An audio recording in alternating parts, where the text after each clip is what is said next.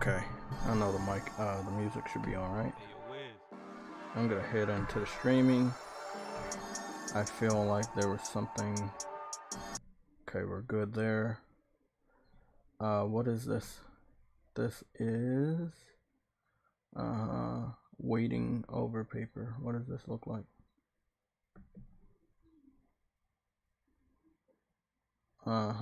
It looks like that, and then it opens up. It does that over and over again, and it does that over and over again. I want to switch that. That will be. What's going on, everybody? Good morning. I know I am like what 32 minutes late. Great, phenomenal. We have a lot to cover today. I hope everybody can hear me clearly. The music is off. I'm gonna be adding a new waiting screen here. This one will be used actually as an intro. I might use that as an intro to a video, but I don't do a lot of PSL OG videos. I do JTech videos, but not a lot of PSL OG videos.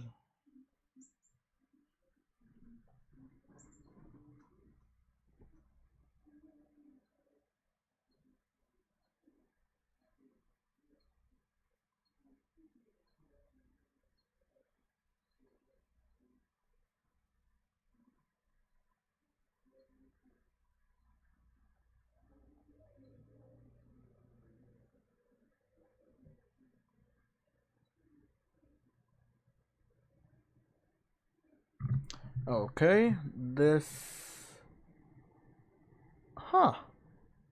Was this the one? Hold on. I made so many fucking intros, I don't fucking know anymore. I guess that was the one. Okay. We'll just have this in a loop. And then. And take this one out. There. That one looks much better. Cool. Okay, today is Wednesday, and what are we doing today? PSLOG gaming news. Xbots paid for hype. Okay, I guess we're going to be talking about the Xbox fans getting paid for hype. I'm well aware of a few Xbox fans that have made either videos or I'm a topic of discussion. When we talk about paid, we're not saying money. I don't think I've ever said, hey, Microsoft is giving you money to say this. No. We're finding developments literally all the time. The internet is still undefeated when it comes to getting information and giving that information out to individuals that thought that they would not be able to find that information. Trust me, I'm well aware of that. So what I will say here is that we were getting information like, the video from Gauze that was spread around Twitter. I have the audio, so we'll be listening to that. A lot of the stuff I've been saying over the years now about when people switch side, who thought one side was better, what happened, why did they disappear, why did they resurface under a different name or a different side, like all of that stuff, again, may have took years to start getting this information to pour out, but it was all real. It was all real. So we're going to talk about that. We're going to talk about some other things. It's Wednesday. Yesterday was Tuesday.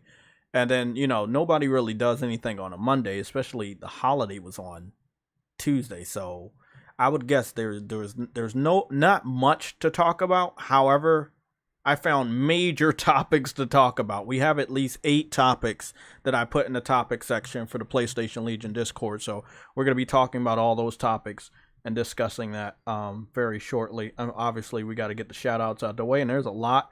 Again, if you're thinking of supporting the channel or anything, you can become a member now. These are the upgrades that we're going to have to the channel through all the membership and stuff that's been happening for the channel. So, green screen, that's checked. New headset, recommended by Afro, that's also checked. And then all the games are paid off.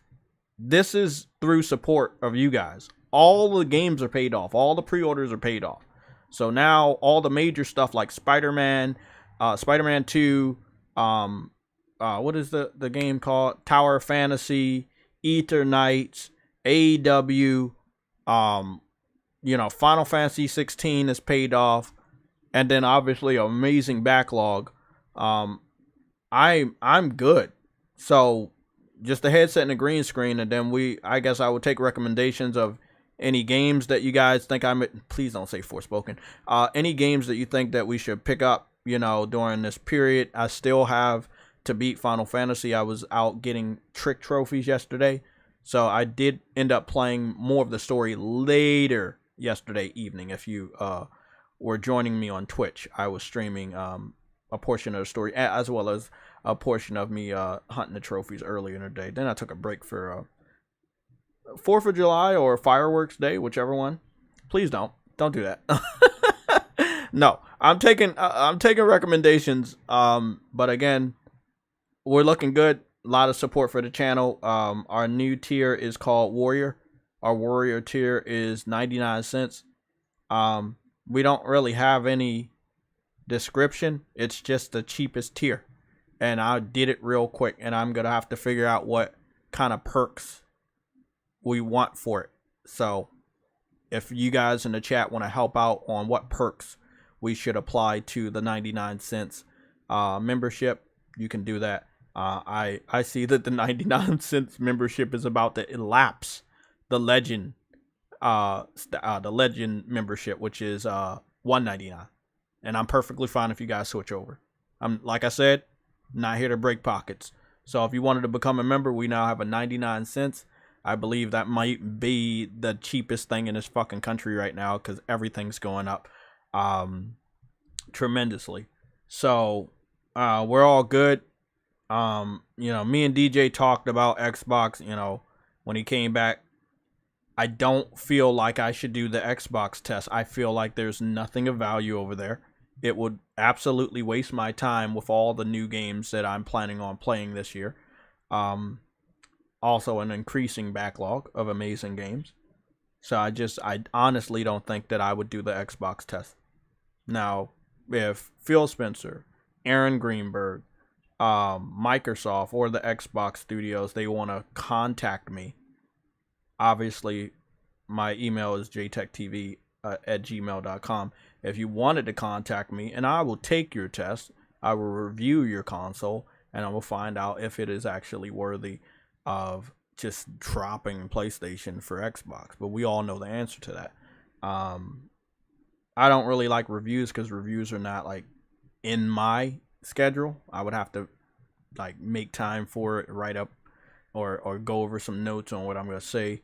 But as far as Xbox is right now, with so many other games coming out next year, and some of their best games are so many years behind them.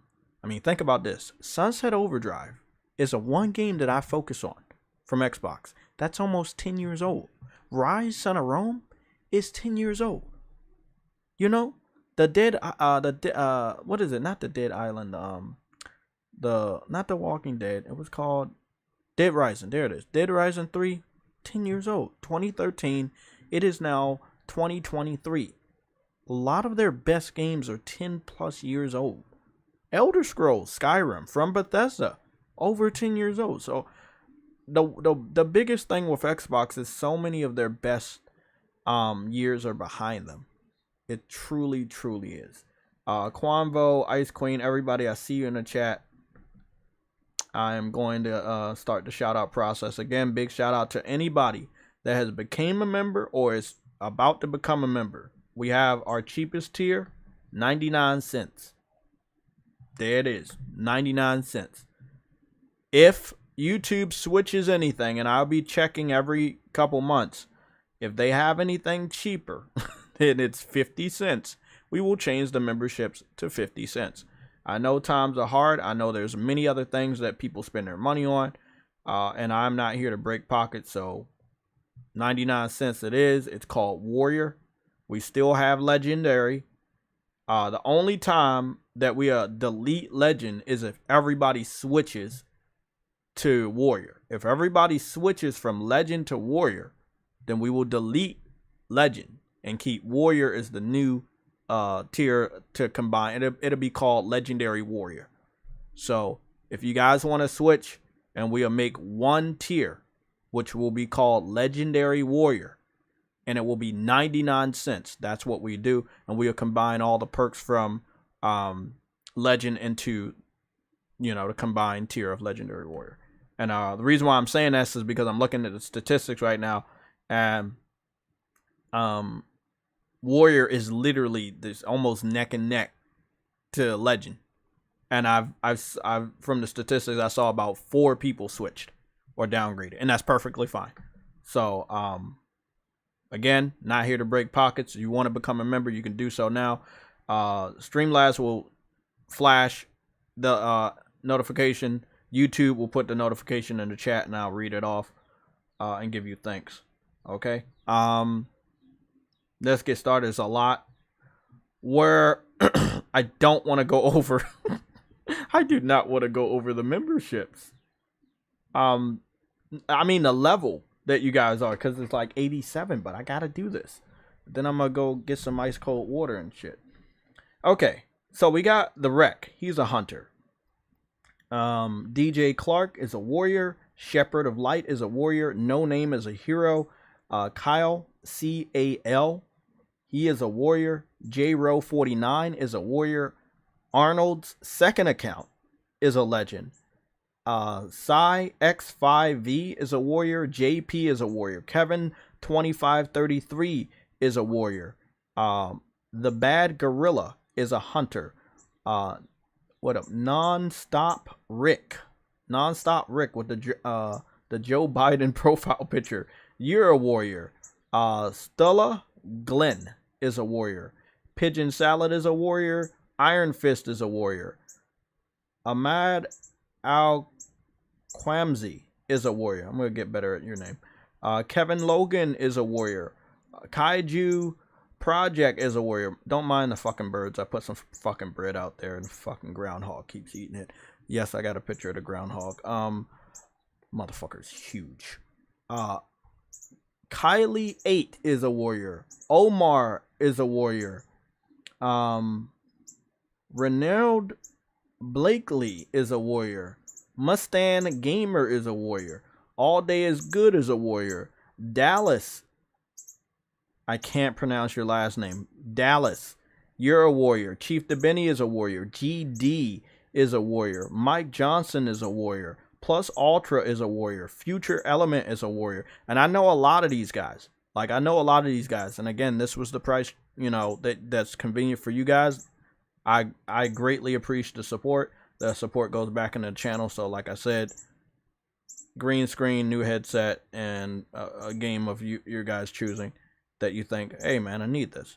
I don't know. Maybe it could be Remnant 2. I know Remnant 2 comes out this month, so maybe it'll be that. Sub, no, that's the one I don't know. We're not doing that. The sub guy, you know who you are. You're a legend. I'm just gonna say your first name. Sub 24. You're a legend. Dan S is a warrior. Okay, and this is where before the warrior shit kicked in. And then we have The Truth. He's a legend. Tech University is a hunter. Donald Milton is a legend. Kizzle is a legend. Andrew Wilkins is a hunter. Kelvin Smith is a legend. Tweaking for Days is a legend. Shadow Master is a legend. Dark Prince 6606 is a hunter. Sick Nick Mondo 16 is a legend. Prince Groove, Gamer or Gaming, is a hunter. Okay, there we go. There's a straight line. It's Daps, Extreme Gamer, Turgs, A Real Boomer, Rebel Rick Gaming. No, A Real Boomer. All of those guys were hunters. Rebel Rick Gaming is a legend. Damn, it's a lot of the hunters because of the gifted ones. Okay, there we go. Fish and Chips, Jeff B Gaming, Ghostface, State of Mind, Kyle, K-Y-L-E, the original Kyle. Nick Victory Fire 007, Frantic Animator, Seattle Chef, Verge Brizzle, P Silent Night, Games for Eternity. All of them are hunters. Then we have Caution, Zen, Autumn 316, Lorenzo Carlson. They're all legends. The Claymore is a hunter. Then we have Iman Rich the Swag Lord and OC Reed Gaming. Both of them are legends. No Cap Podcast. He is a hunter, aka Sick Humor. Briarios, Nelson Gaming, Vegan VR King II. They're all legends. Viper Reaps Corner is our first hero of the channel. Dez. Big shout out to Dez. He's a legend. James Williams is a hunter. Always Mad Gaming is a legend. Ice Queen Gaming is a legend with a new profile picture. Nice. Cedric is a legend. Another new profile picture. Nice, nice. Then we have Henry Heck. He is a hunter. Arnold's first account is a legend as well. VR God V, MG Warriors, Stardust, they're all legends. Cyber Dragon is a hunter. Gamer Goon 53, True Witty, Enzo, Caleb Kaiser, they're all legends. Frostbite Slash is a hunter. And Arcane Head 97 is a legend.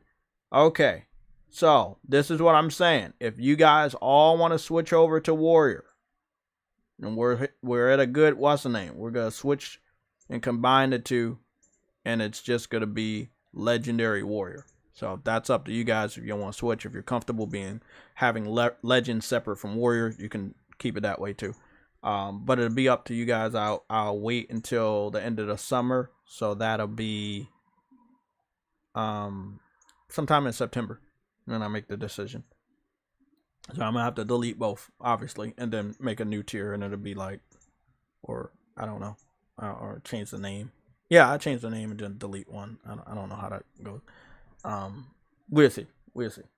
But all of you guys are gonna have to leave Legend. So if that's something that you guys want, you have to leave it. I know I saw one person downgrade, JRO49, so he downgraded from Legend to Warrior. So actually, I thought it was more, but it's actually one. Yeah, we got a lot of rejoins, but that was under the gifted program. But yeah, actually only one person downgraded. So that would be like, I don't know, like 20, 30 more people would have to switch from Legend to Warrior. But if that's, again, if you guys like Legend, you know, that's cool. Because Legend does have written out perks and stuff like L protection and stuff like that. Okay, so we're all good. 87 members. I would love to see 88 since that's the year I was born. So if anybody wants to become a member, you can do so. So I can read off that double number, which I love so much. Big fan of double numbers. I don't give a fuck if it's 22, 33, 44. I don't give a fuck. And I was born on a double number. So it is what it is. We have the super chats. And then we're going to go over the chat. And then I'm going to get some ice cold water because I'm going to need it today. And then we're going to get started. There's a lot to talk about. Even though yesterday was a holiday, there's a lot to talk about there. I have one pressing question and it needs to be answered. So these are the super chat shout outs right here. I'm just going to go to right here. Okay, so we have Lorenzo Carlson, Frostbite Slash, Review Scientology USA, and Viper Reaps Corner. Now, we're going to go from the bottom to the top.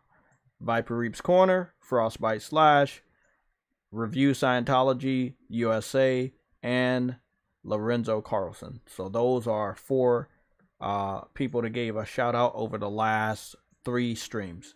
Okay, we're all good. Cool. I'm gonna go over the chat again.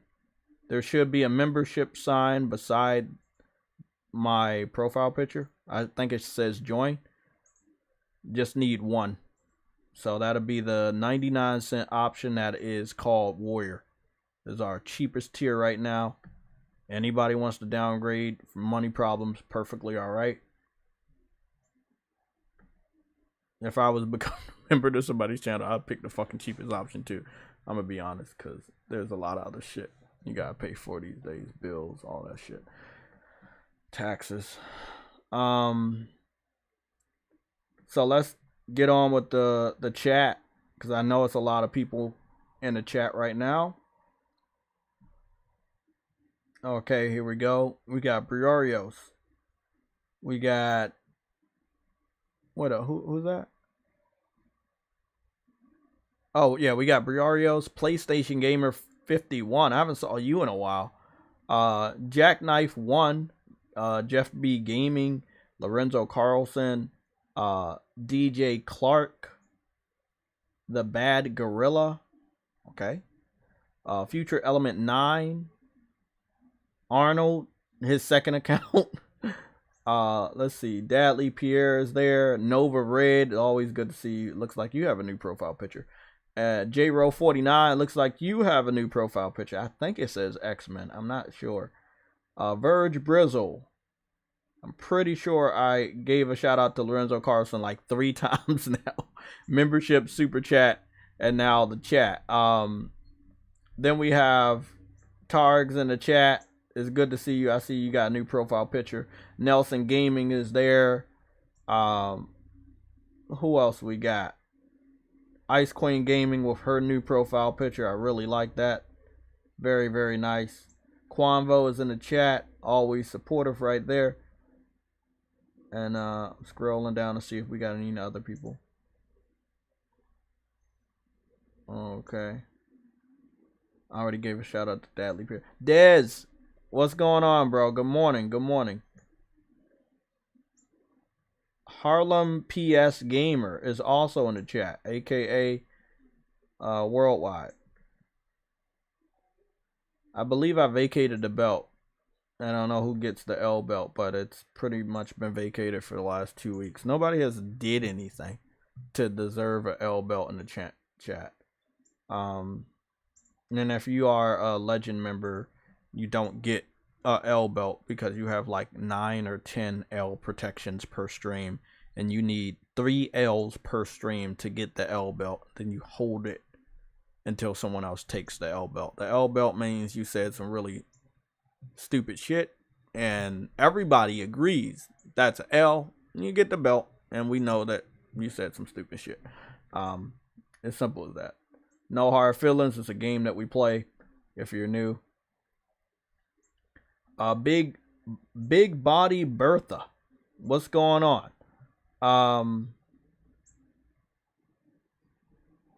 And J Gamer UK, what's going on? So we're all good here.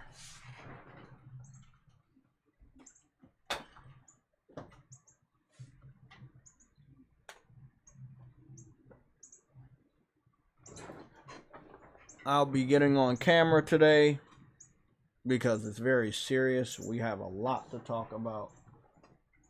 I wouldn't be getting on camera otherwise. Remember, no stream tomorrow, my sister's birthday, so you may see me play a little bit of Final Fantasy on Twitch before I leave out. And then there's nothing on Friday unless there's some important shit on Thursday. Then we'll do an emergency Friday stream. But I don't have anything scheduled for the rest of the week. So we're really light this week because it's a holiday week, and you know I got other stuff. So we were heavy last week. We went live every day except for Monday. So it is what it is. You getting Armored Core? No, I've never been a hardcore Armored Core fan, so that is not on my radar. Trust me, if it was, everybody in the chat could tell you, damn, Jay's definitely getting that. No. I've not talked about it, and I don't want to give anybody the wrong impression. I am not getting the game. It's nothing bad about the game. It's just not my type of game.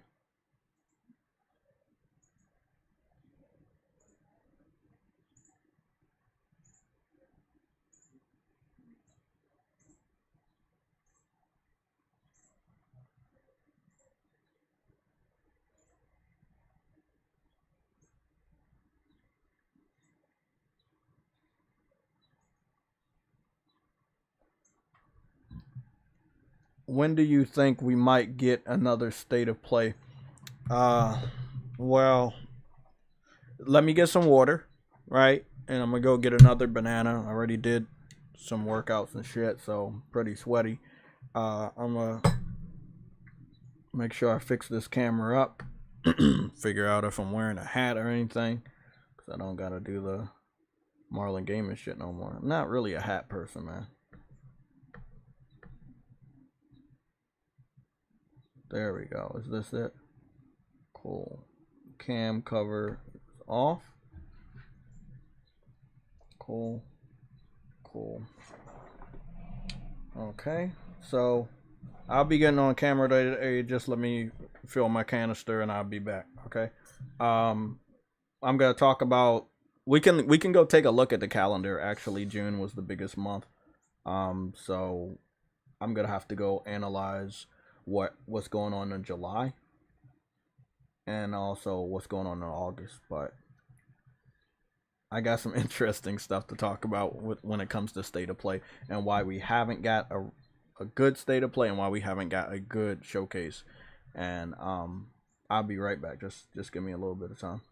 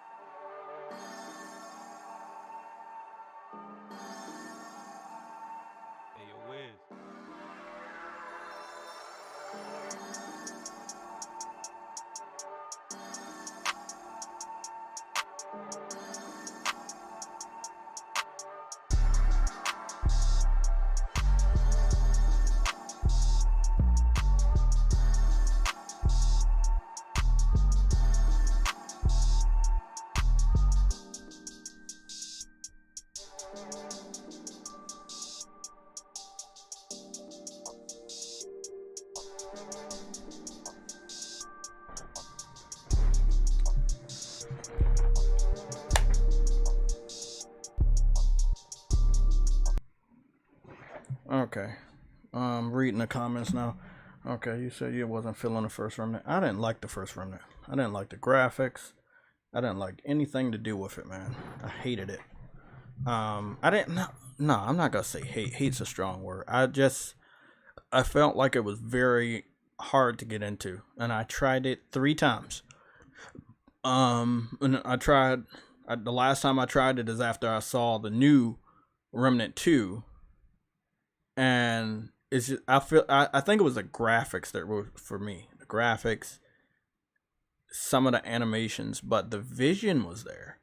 It was like a modern day Souls game. We're gonna take a look at the gameplay in a little bit, but it was a modern day Souls game, and yeah, it was crazy. So I know I haven't posted a video today, this week. I posted one story, and then I'm gonna post a exclusive, highly edited story. I hope that you guys go watch that one. I should be posting it tomorrow. I already have the video done. I just have to add the audio. But I cannot wait for you guys to see that one. It's about a game I've been talking about for a long time, and what I did was pretty interesting. Let me get on camera real quick.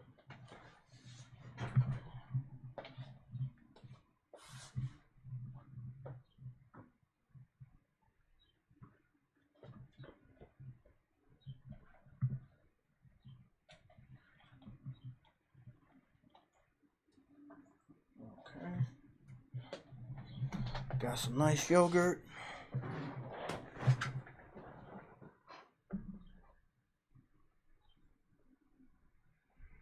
We're all good there.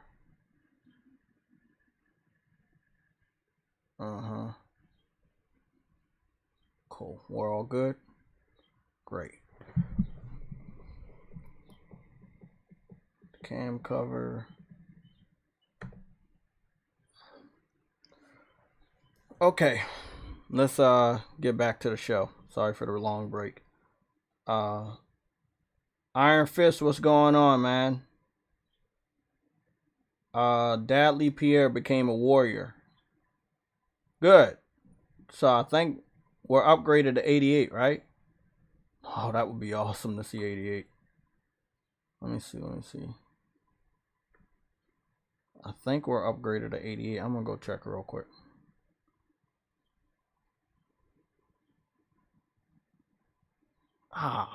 Fuck, it didn't upgrade.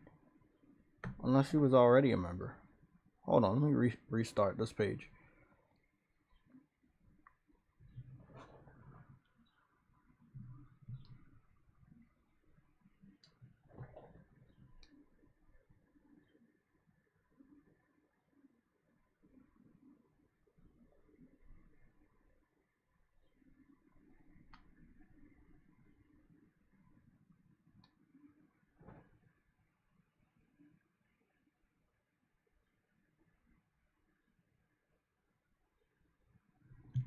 Okay. Damn. You two be adding shit late. Nah, I see Dadley Pierre in there.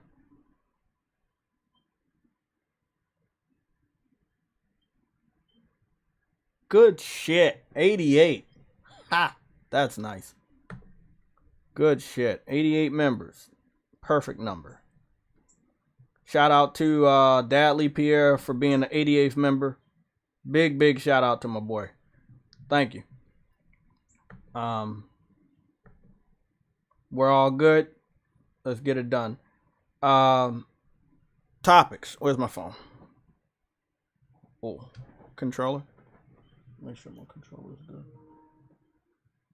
The controller's good. Yes. Until it's not. It'll be good until it's not. Anonymous Boss has become a hunter. So that puts us at 89. Goddamn. Thank you for the membership. We were only at 88 for roughly a few minutes. And now we're going to go for the other double number, which will be 99. Or 111. That'll be nice. Thank you, Anonymous Boss, for becoming a member. Yeah, we're not at 89. We're not at 88 anymore. An anonymous boss. Oh shit. What's going on? What is going on? I know I said it 85 times because I am over here getting to the topics, which we are there. How do I set this up? Would I set this up on my phone? And then I would set it up on my phone and then send it to the PSN so we could have a on-screen setup. Cool. Okay, so I want to talk about that. We have to show that for you guys to believe it. We got that and that. Roughly about 8 topics. Okay, let's get. Damn, I don't know where I should start at, man. Let me scroll up because somebody had gave a good topic. So Remnant, I want to show Remnant. Talk about why I want to get that. Somebody talk about Forspoken. No. Microsoft, like Nelson Gaming. Nelson is interviewing for the head of Game Pass. Oh shit. Microsoft is snitching. There we go. And we're right there. Cool. Let's start out with Microsoft snitching. So Microsoft snitching. Okay, so we watched the entire FTC court proceeding, and through the court proceeding, Microsoft continued to snitch about PlayStation has Final Fantasy exclusively, right? Now, as we know, Final Fantasy 16 was able to do 3 million in less than a week, which was bigger than Final Fantasy 15 that launched on 2 platforms, which was Xbox and PlayStation 4, or Xbox One and PlayStation 4. So with that being said, focusing on a consumer base that still believes in the act of buying games is more profitable for third-party devs than promoting your game on a platform where gamers want the game to be given away for free. So again, it is what it is. But this was the snitch. And again, I didn't hear it in court, so maybe there was another court proceeding that we just didn't know about because I did not hear this. Obviously, this is leaked information, and it's pretty fucked up.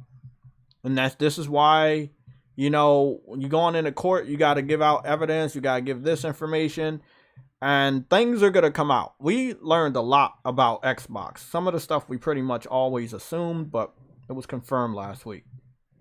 And this is what it says, and this is confirmed by Eurogamer and many other top publishers, top websites, gaming websites.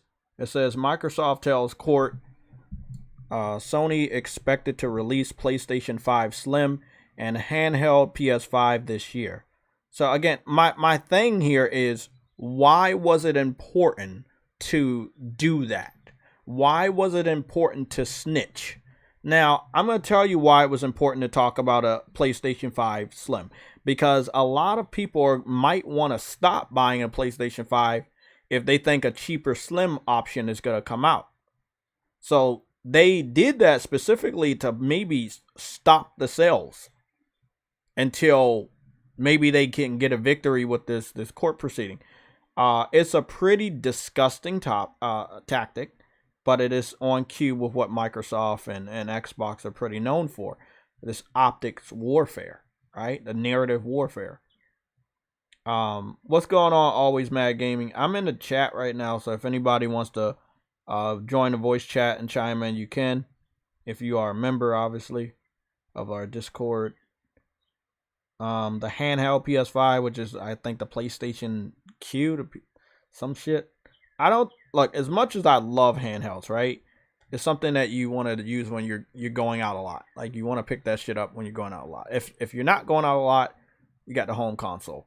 I'm perfectly fine with the PS5. You know, even when it was the Vita, like, I would have to find time to play the Vita. Like because the Vita had good games and I had a lot of RPGs on the Vita, so I'm gonna need more than a 30-minute to an hour break to kind of like really get into the mood, and then once I get into the mood of playing the game, bam, the break is over. Or if I'm on a train ride, it's like I can only play like a few minutes before my stop comes out, and it's like And then I ended up just keeping it in the pocket until I lost it, which was a very, very sad day, and it still haunts me to today. Mike Johnson, what's going on? It's just, you know, the PlayStation Q, maybe it'll find a market. I think it will be a failure. I don't know whose idea was to make a cloud-based fucking handheld that's gonna lose money, but hey, it is what it is. I didn't order that, and I know a lot of other people that want the Vita to come back or want a PSP to come back. They did not order a cloud-based handheld, and I don't know where Sony was listening to, like who they were listening to. Horrible, and they're gonna lose a lot of money, and they're gonna take a lot of L's on that one.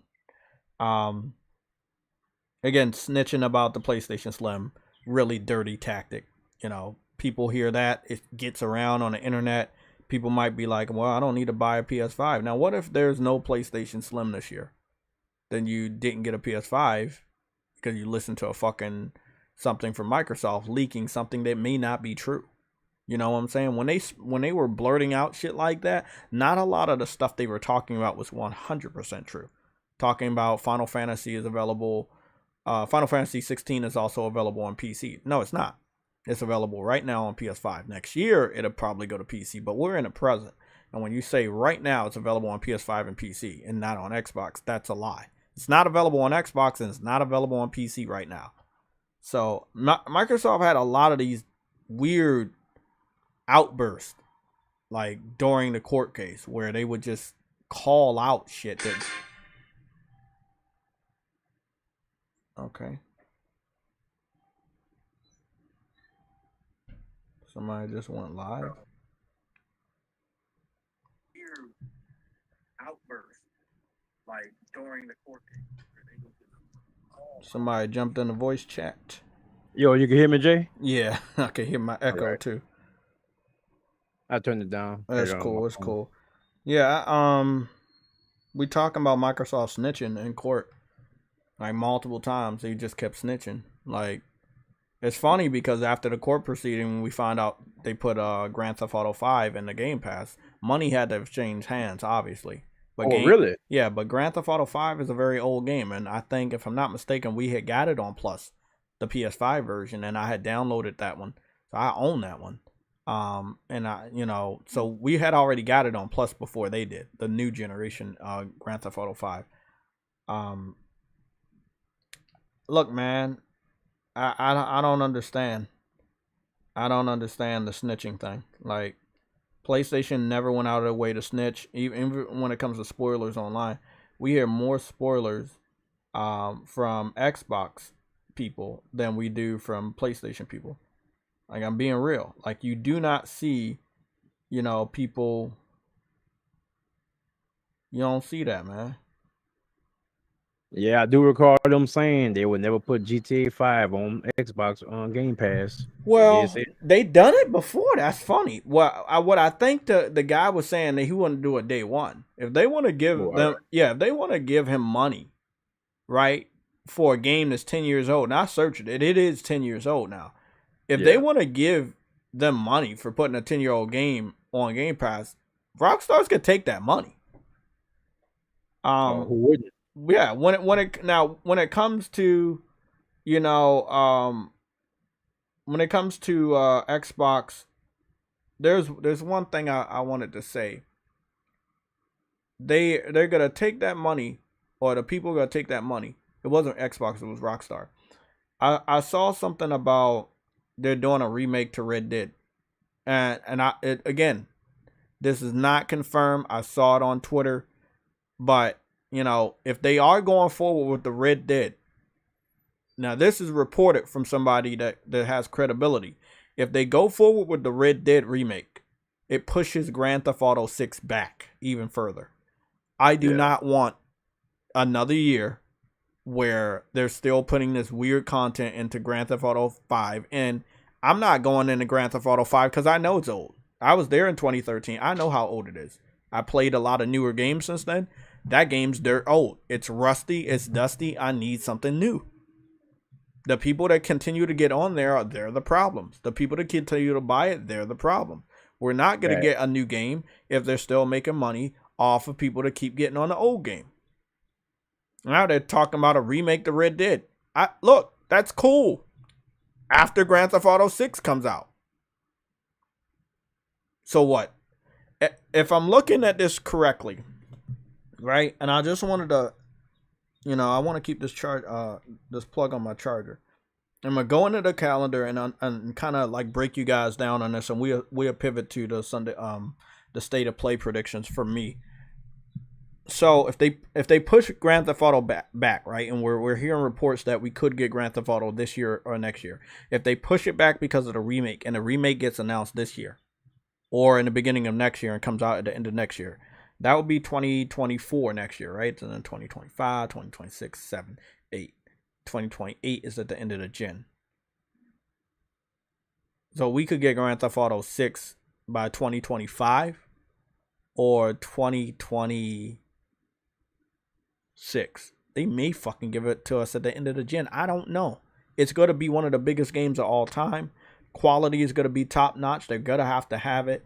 You know, they're going to have it flawless when it launches. It's going to be next gen only when it launches. I just want to get this one pattern. Maybe there's something here. What is the release date of Grand Theft Auto 1? Yeah, I predicted maybe 2025 when they'll come out with Grand Theft Auto 6. Let's see what we got here. Okay, so that'll be 20 years. No, would that be 30? I don't know if that would be 30. Would that be 30? That might be 30.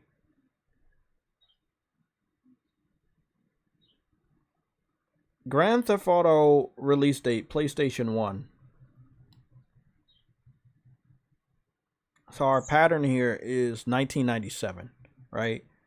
97 was a different year for me when as a kid. I'm moving to Baltimore, but 97, right? When the first Grand Theft Auto comes out. So would that be like 30 years? Right? Would that be something like 30 years that if it comes out in 2027? Yeah, it'd be about 30 years. And that would be at the end of the gen, because the gen is supposed to start in 2028. I'm curious on who is playing the game that hard. Who's investing so much money in Grand Theft Auto 6 that much that is convincing Rockstar that they can have everybody else wait that much longer? You see what I'm saying? Like, when it comes out, I'm going to buy it day one if I'm alive. But we're waiting a long, long time. And we don't know why we're waiting. All hands should be on deck. They look, Grand Theft Auto is a cash cow, right? They have to continuously support it so they make enough money in this area where they're not releasing anything, which they really aren't. Rockstar is not really releasing anything. Nope. Too much focus on Grand Theft Auto. Yeah. I feel like their focus needs to be Grand Theft Auto 6. And it's okay if they allow Grand Theft Auto 5 to die and stop releasing content. People are still going to buy it. You remember us back in the day. We were still buying Grand Theft Auto 3, Vice City, San Andreas. It didn't have updates every month. We continued to buy it and we continued to play it. Because Grand Theft Auto is crazy, right? Like, you get on there, you shoot people, you steal cars, you drive around, rinse and repeat. And even though we didn't have new content every month or, you know, every week, we still found reason to continue to go back and play it. So I feel like they need to cut the content, force people to like say, hey, yeah, we're ready. Because if you keep supplying that game with content, people are going to keep playing it, and we're never going to get Grand Theft Auto 6. Yep. I mean, as a person that's been playing Grand Theft Auto, you know, for a long, long time, you know, gone over a friend's house playing Grand Theft Auto 3, you know, on PS2 to, you know, trying to get in. I was desperately trying to love Grand Theft Auto 4. I had purchased that game maybe over 4 or 5 times. And I remember the last time I picked it up, me and some other people, my other friends on PS3, we were on Grand Theft Auto 4 the weekend before 5 came out, right? And we had like a little chat party. We were like in Grand Theft Auto 4 multiplayer, and we were just talking about what to expect from 5, and we were just having a fun time. That was the only time I spent a long period of time on 4. And then I was there at launch with 5. It had a lot of online problems. They were deleting our fucking characters and shit. And then they eventually fixed it because people had crashed the servers. There was so many people. And no, please no, Jeff B. Stop. You know, that's a fucking L. Hold on, let me get this thing out. This dude just said Grand Theft Auto 4 remake. Why would you blurt that out? Please stop. Where's the L? He needs one. He needs to get that L. Goodness, this dude said Grand Theft Auto 4 remake. What is really going on there? What's going on, Ghostface? We do not.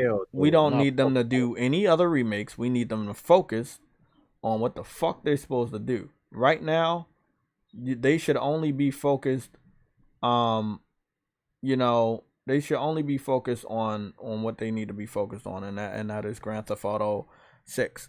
I don't care about 5 anymore. It's 10 years old, man. 10 years old, bro. Like, it is not a real games as a service. I don't care what nobody say. They're like, oh, yes, it is. Okay, for 10 fucking years, you're not ready for the new game?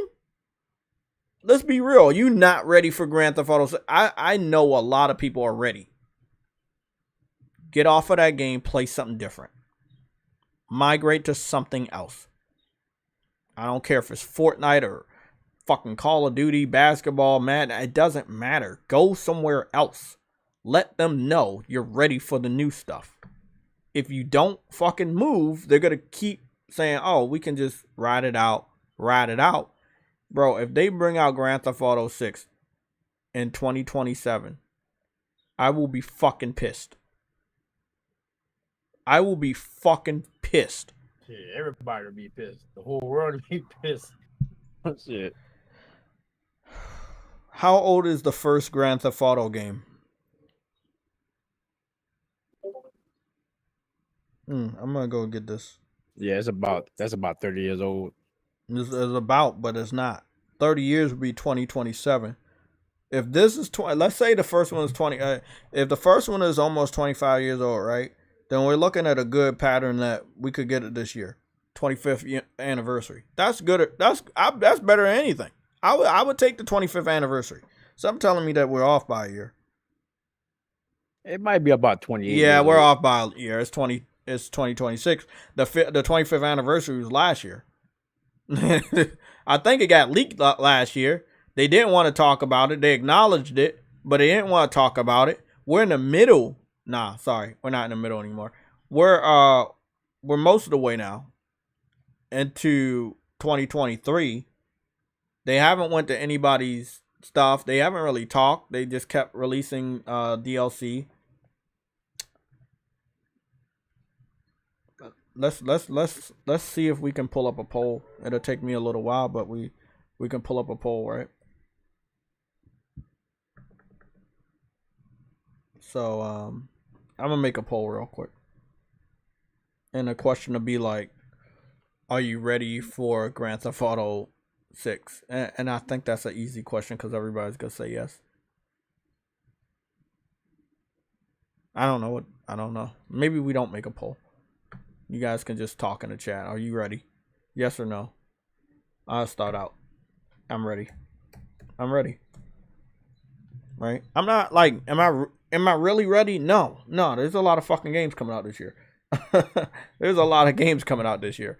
But I think if this game drops, I will clear away and play the fuck out of that. You know, and then I'll play my other games. But I'm ready. And I think we're all ready. It's been 10 fucking years, bro. So this is the 10-year anniversary of Grand Theft Auto 5. If we do not get an update on Grand Theft Auto 6, it is... Bro, I don't know what the fuck people waiting for.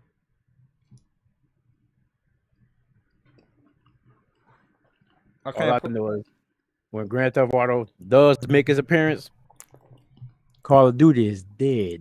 Oh yeah, that's the only game I know that can kill Call of Duty. That's the only other game I know that can kill Call of Duty. Really, really interesting. So we went over Microsoft spying and snitching. And I don't think that's gonna stop. And that's why I said Microsoft had inside information And one of the bits of information they get is the information we get. And people always wonder, why is Sony not talking? Well, of course they had inside information. How many of our devs went to Microsoft and started working for the gaming division? But they've it goes deeper than that, because they've always had like a leg up on PlayStation, even though PlayStation was able to outmaneuver. Like when it came to the specs, I believe Microsoft knew how many teraflops we were gonna have. That's why they did above what they heard we were gonna have. And they still weren't able. Yeah, they still weren't able to outmaneuver the PS5 because of the way it was created. So it's not just the devs switching sides. It's I can't put my finger on it. I don't know how they do it, but they know. They know. And one of the things is, if you have a showcase or you have a state of play too often, they will learn about your strategy. They will learn about what big games you have and try to outmaneuver it. I saw a pattern today. And I didn't even fucking see it at first. So there's a tower game, right? Where's my controller? Let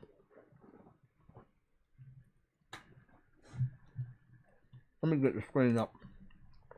There was a tower game that was released for Xbox, right? There was a tower game released for Xbox. And then that's the wrong page. There was a tower game released for Xbox, and then we got a tower game for PlayStation, right? And if I search Xbox Tower, it's not gonna pop up. So I might not. I might do it. I'm gonna do it anyway. Fuck it. There was like a tower game. It was just so weird, bro. It was so fucking weird. There it is. It's called Towerborn, right? I found it funny. They have Towerborn. That's an exclusive.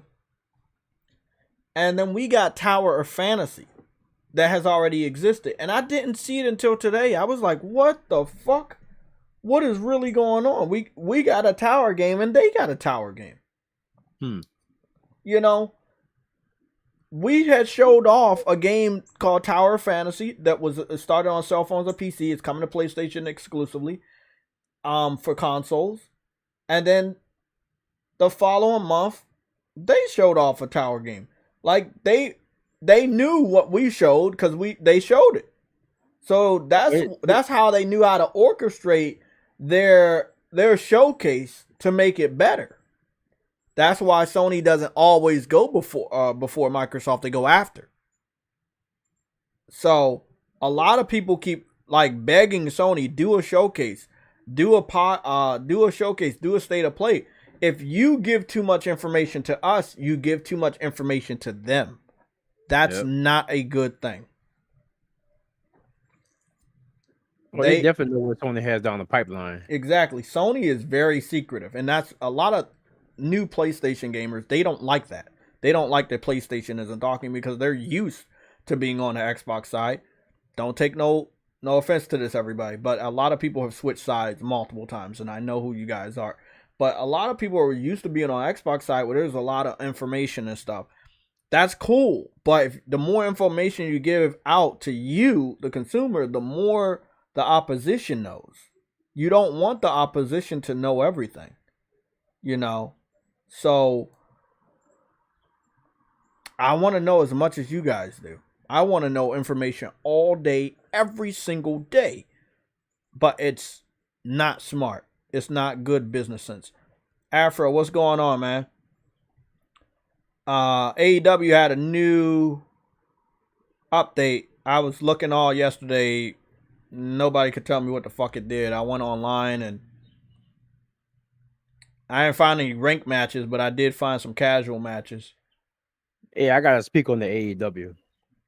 Oh, okay, cool. Say your piece. It's not worth the $65 I paid for it, bro. Oh boy, I would put it at $29.99, or I might go a little higher at $39.99. It's that $60 price tag, bro. No. So this is the thing. I agree with what you're saying, right? I do agree, and I feel like their first attempt is the best they could do. Yeah, on their budget, right? And I appreciate that, but it's just The normal thing to do is like 70. They were smart enough to know, no, that's not worth it. So they did 60. I know that in the UK sales chart, it was really high. I saw it at number 3 on the first week.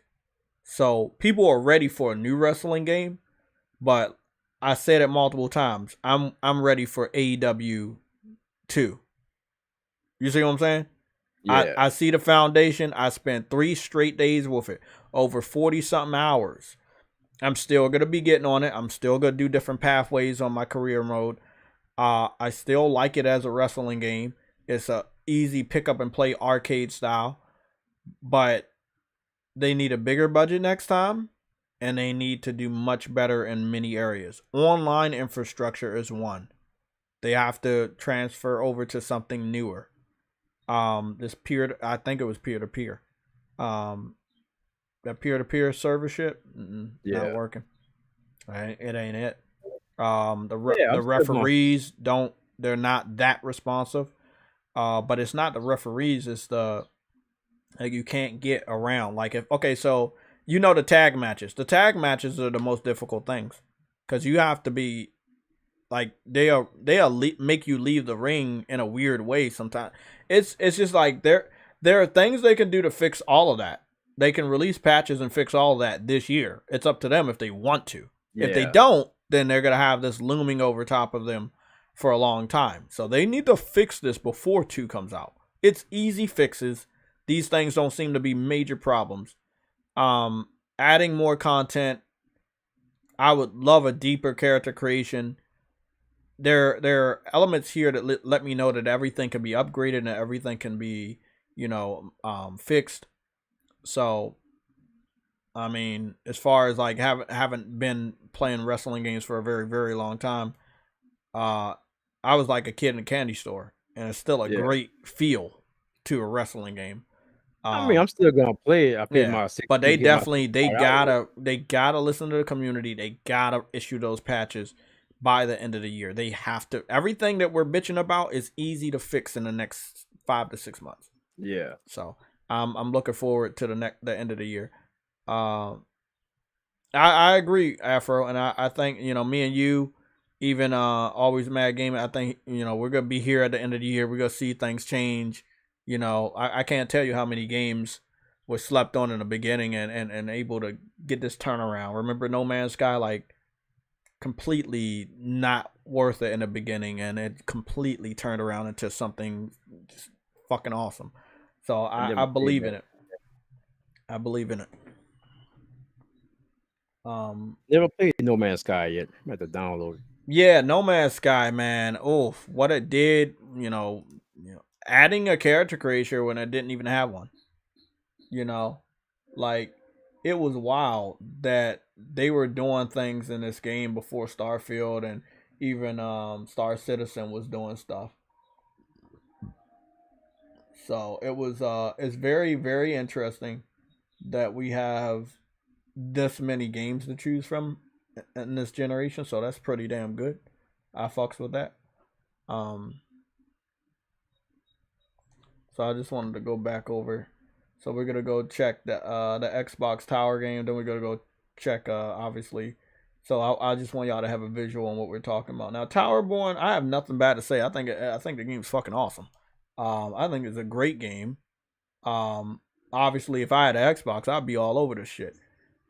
I don't believe it's the type of game the dude bros that are full of gray hairs and white hairs and no hair on their head, multiple kids, wife, and multiple responsibilities in their life. I don't think they gonna play something like this. I know the Xbox fans. They're not gonna play another colorful, cartoony game. Me, man, this shit would have been purchased day one, purchased with money day one. But they saw this. I'm gonna tell you right now. I bet nobody talked about this game. I'm a PlayStation dude. I'm talking about this game. This shit looks fucking fire. 4-player co-op. Nice adventure. Great color palette for the type of game that it is. Different classes. You can create your character. Something magical here. but it's not their style of game. They want bloody. They most preferably they want first-person shooters and good graphics. And if you give them those type of games all the time, Xbox fans will love you. They don't even get that many games like that. This game also was a 2024. I feel like this game could have came out this year. I kind of understand why they pushed everything to 2024, and we're going back to why Sony shouldn't do showcases and state of plays all the time. Because if you would have brought all those out in 2024, they would have been on public record. Then FTC could have used that in court and say, you're not as weak as you say you are. But if you moved everything over to the following year and made this year look empty, which they did, they could go to court and say, look at how weak we are. Look at what Sony's doing. We don't have shit this year. Ha! But Sony got you. They're not bringing shit out this year either.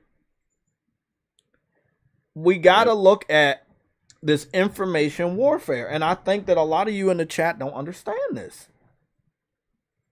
They were going to court this year. The FTC was taking Microsoft to court. And then Sony get dragged in it because they're the main competitor. So FTC and the judge and Microsoft's lawyer are combing through what Sony is doing this year so they can use that as a defense. And then FTC is looking at Microsoft and what Xbox is bringing out this year so they could use that as a defense. Microsoft has a show, everything's 2024. Sony has a show, they purposely sabotage their show. No one could tell me they had a bad show because they suck. We know PlayStation's good. We all know that.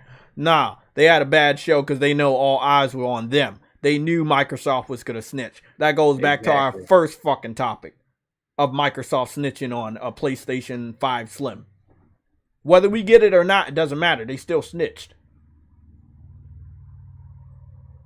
This optic warfare. That's why I wasn't pissed off at all, because I knew what Sony was doing. Oh, yeah, exactly. Like, after watching it 2 times and going over information, I came out of that showcase they had with some good shit.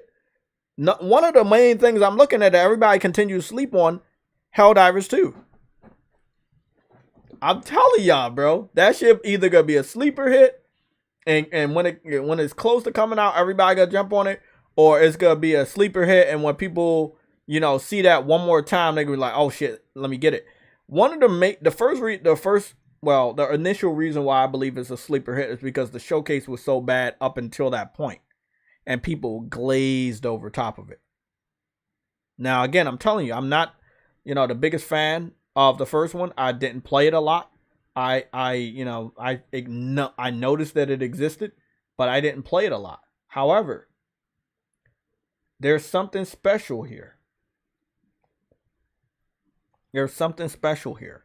Now, this is a 2023 game. Let me zoom in here for you guys. You see that right there? It says 2023. So this is a games as a service. People are still playing HELLDIVERS today.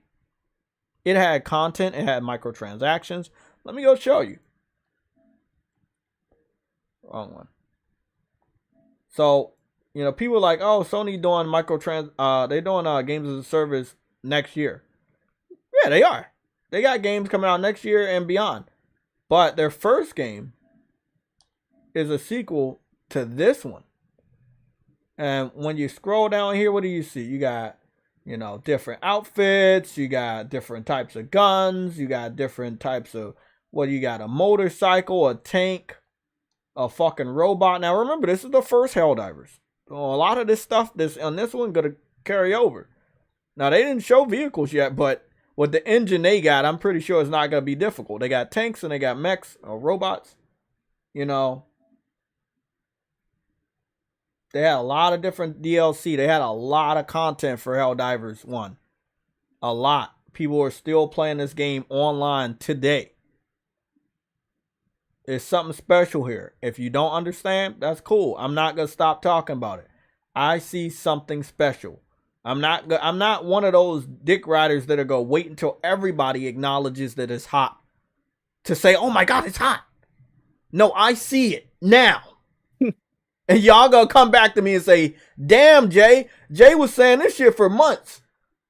He was saying this. He was saying there's something there. He was saying that shit for months. Life's too short, man. I see motherfuckers take people, you know, shit all the time. Nah, not no more. It's something special. We gotta look at the trailer 85 times. It's something special, bro.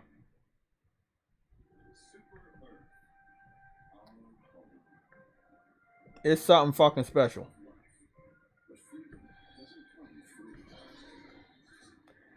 It's gonna be so from what I'm gathering is, you know, you go into space, you're kind of thinning out this herd of invasion so that these colonies can prosper. Like these if you don't, the aliens are gonna attack and kill everybody, right? So you're like a elite space force. You're getting dropped to different planets to start, you know, killing, you know, these different aliens so they don't take over the other places on the planet that is trying to repopulate. So it was a top-down type of game in the beginning, and now they're making it into what I would describe a AAA style third-person shooter. Arrowhead. Most of their games have I think all of their games have all been on PlayStation. This is the IP that PlayStation, they own this IP. Helldivers, they own the Helldivers. So this is their game. It's not going to any other console. It is going to PC day and date, but the first one was on PC as well. And we don't actually talk about that, but that was the first game that was on PC and PlayStation. It wasn't Death Stranding. It wasn't, you know, Horizon and represent the best of Super Earth has to offer. Or it went there late. But it was, when it came out, it was on PS Vita, PS3, PS4, then it went to PS Liberty, PC, and obviously it's playable on PS5. So it's a big, small part of something larger than this yourself. One is going to be a big Become a game. hero. Become a legend. And I'm going to watch the trailer. Become a Helldiver. Becoming a hell. When I saw, bro, it's funny that they showed this during the showcase and everybody still was like, yeah, that showcase garbage. And I was like, yeah, it was bad. But there was some good stuff there. And if you can acknowledge that the showcase didn't get a 0 out of fucking 10, there was good stuff there. And no, it wasn't just Spider-Man. For me, there was Spider-Man, it was this, it was Tower Fantasy, and there was a few other games that I can't remember right now. But the walk away from it was, let me turn this music down. The walk away from it was that there was good stuff, but it was overlapped by the bad stuff. And I believe that if Sony really wants to go all out, they can go all out. Let me tell you a story while we're looking at this trailer for 8 more times.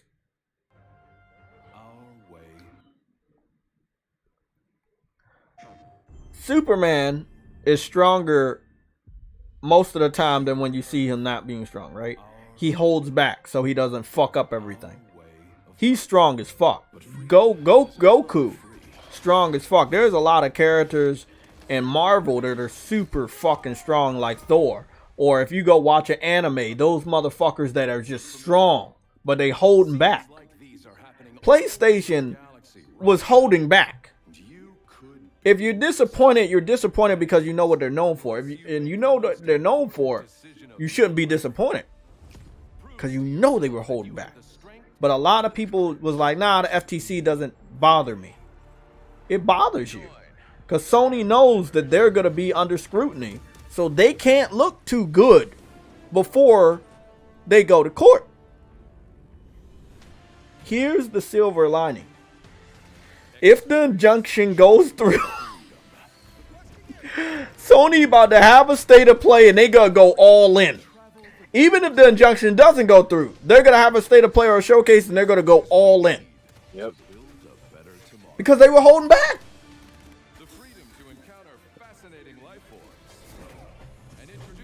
Now let's talk about it. How many of y'all think Sony was holding back? Let me ask a simple question in the chat. Do you think they were holding back? I'm going to go first. I think they were holding back. Yes, I do. Because we know what they're known for.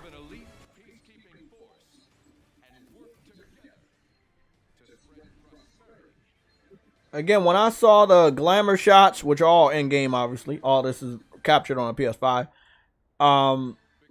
One of the things that I kept noticing was one thing that I kept noticing, and this one was completely different from the first one. More weather that actually affects your clothing. So if it's raining, your armor is gonna have that shine to it when your stuff is wet. Your cape is gonna look wet. You know, obviously, there's gonna be blood and guts on your armor and stuff. It's not just rain. You have thunder, lightning, snowstorms. You got fire. Obviously, you can rain in air support. I saw him do that in the beginning, and then there was an individual video that Arrowhead posted, and the dude was like, he threw the beacon. He said, "Throwing out air support," and I was like, "Wow, that's about to be dope, bro!" Like 4-player co-op, you fucking up aliens. I mean, it's a shooting game, third person. Your character, let's be real, your character armor looked like some shit off of Halo, but that's how it's always looked. Let's be real. That's how it's always look. If you go back to Helldivers 2, it always looked that way. Great detail. You'll be able to create your own character. You'll be able to switch out armor, different capes, helmets, and stuff. Those were the things that you could do in the first Helldivers. So I'm guessing this one's going to be more. You can have female, male, but the armor is going to cover up that stuff, so it really doesn't matter. Different voices are going to be there. Obviously, different types of guns, from light guns to heavy guns, fire. I believe that they would have vehicles at launch, or maybe later on, tanks and stuff. These maps seem to be massive. They seem to be very, very big. Like every time I've looked at this and analyzed it, it lets me know that these maps are fucking massive. Yeah. Yeah, I think I saw turrets over there where the rocket was. It's about to be wild, bro. Let me scroll up. Somebody got their comment deleted. Why did you get your shit deleted? I'm confused. Gregory, what did you say that had Iron Fist delete your shit? I don't know, man. I told you I don't do that, or I'm gonna have to take the moderation back from you. I don't really see anything Gregory said. What did he say that had his shit get deleted? Really confusing. Unless he hit it on accident. Maybe he hit it on accident. No. I thought Gregory was always a mod. I never knew he wasn't a mod. I don't know. Now you're a mod, so cool. I don't want that shit happening. Like, Gregory been with us for a long ass time. Gregory not going anywhere. I don't know. Maybe he hit that shit on an accident. What the fuck? Iron Fist, why are you deleting everybody's comments, bro? Yeah, you fucked up, bro. Now you about to lose mod. Yeah. You say what? I said niggas getting crazy, huh? He's deleting comments from J-Ro and everything. Somebody hating. Why are you blocking people? Oh my goodness.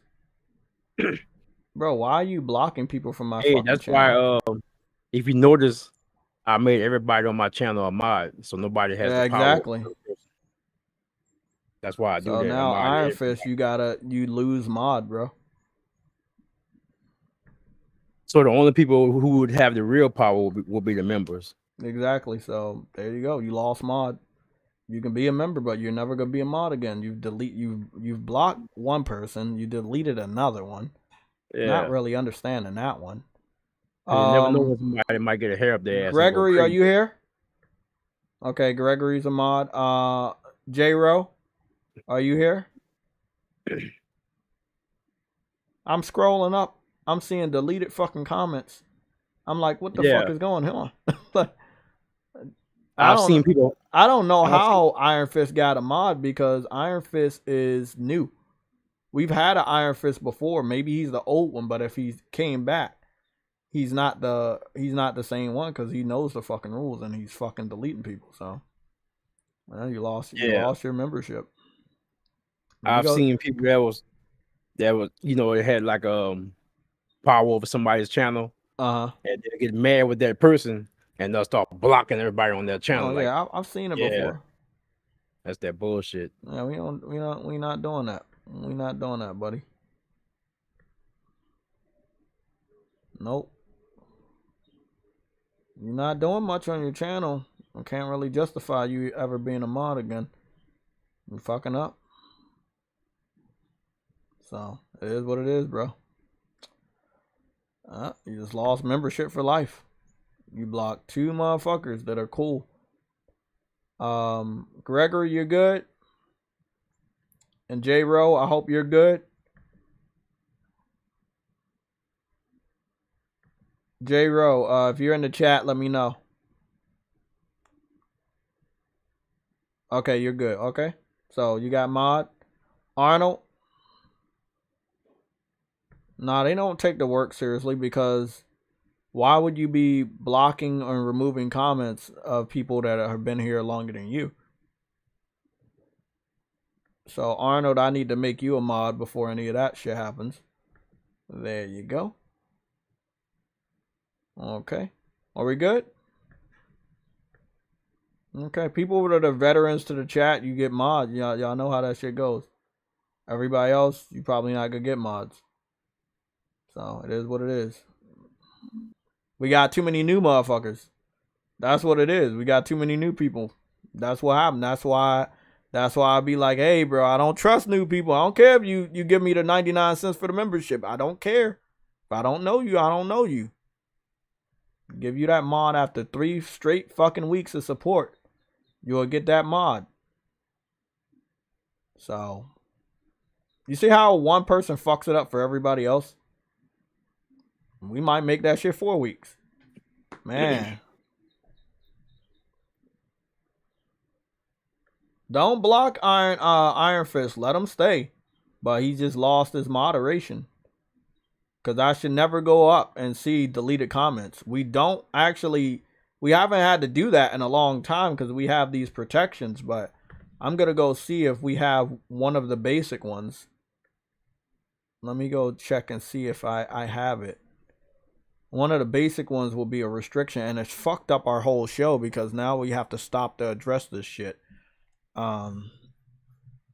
Goodness. Let me go to customization.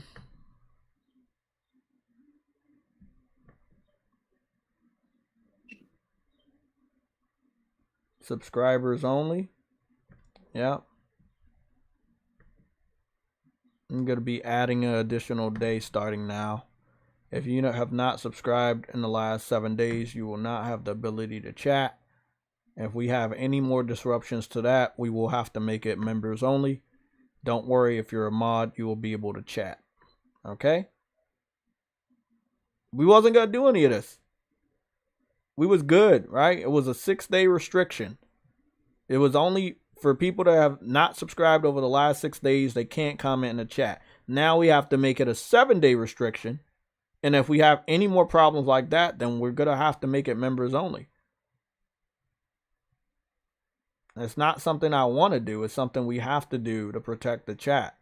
I want to have good, engaging conversations with people that give a fuck about gaming. So, let's get back to it.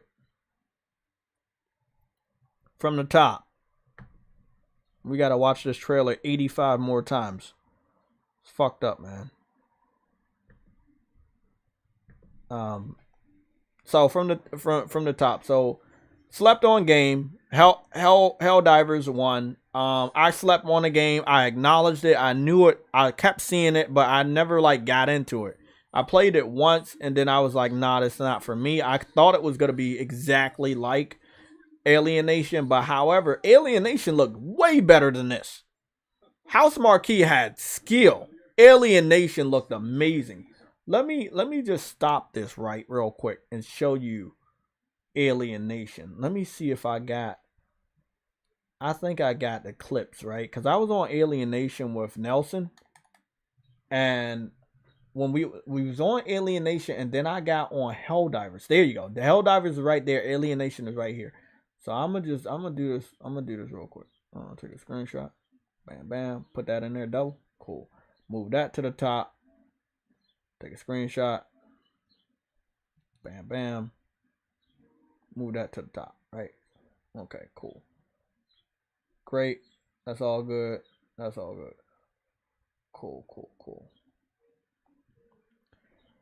So I moved both of these to the top, taking a new screenshot. Let me show y'all what I'm talking about. So I thought Helldivers was made by House Marquee, or by the same developer that made Alien Nation, because I wasn't very familiar with House Marquee back then.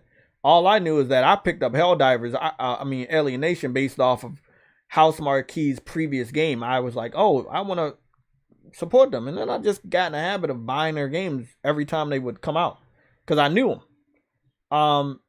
So no matter how small or how big their games was, I kept supporting. So I thought that because of the camera style and the style of you fighting aliens, I thought they were basically by the same dev.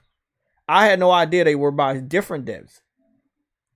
So if I'm just, showing you right here this gameplay. So this is from Alien Nation, right? This is about House Marquee. House Marquee made Returnal, right? So they were doing some really good stuff. We could really see they could do good stuff, not just on a deserted planet, but they could do like cityscapes, buildings. They had skill, and they still have it. That's why I can't wait for whatever they're gonna bring out. So this was Alien Nation, right? Like, going inside the building, you go out there, the graphics look good, but it's top down, right? So maybe it was a turn off, but you're still shooting. Still make your character. You can customize your character. And yes, my character is red and black. The character model right here at the screen was fucking perfect. You had different guns and abilities and shit. It was a raw ass game.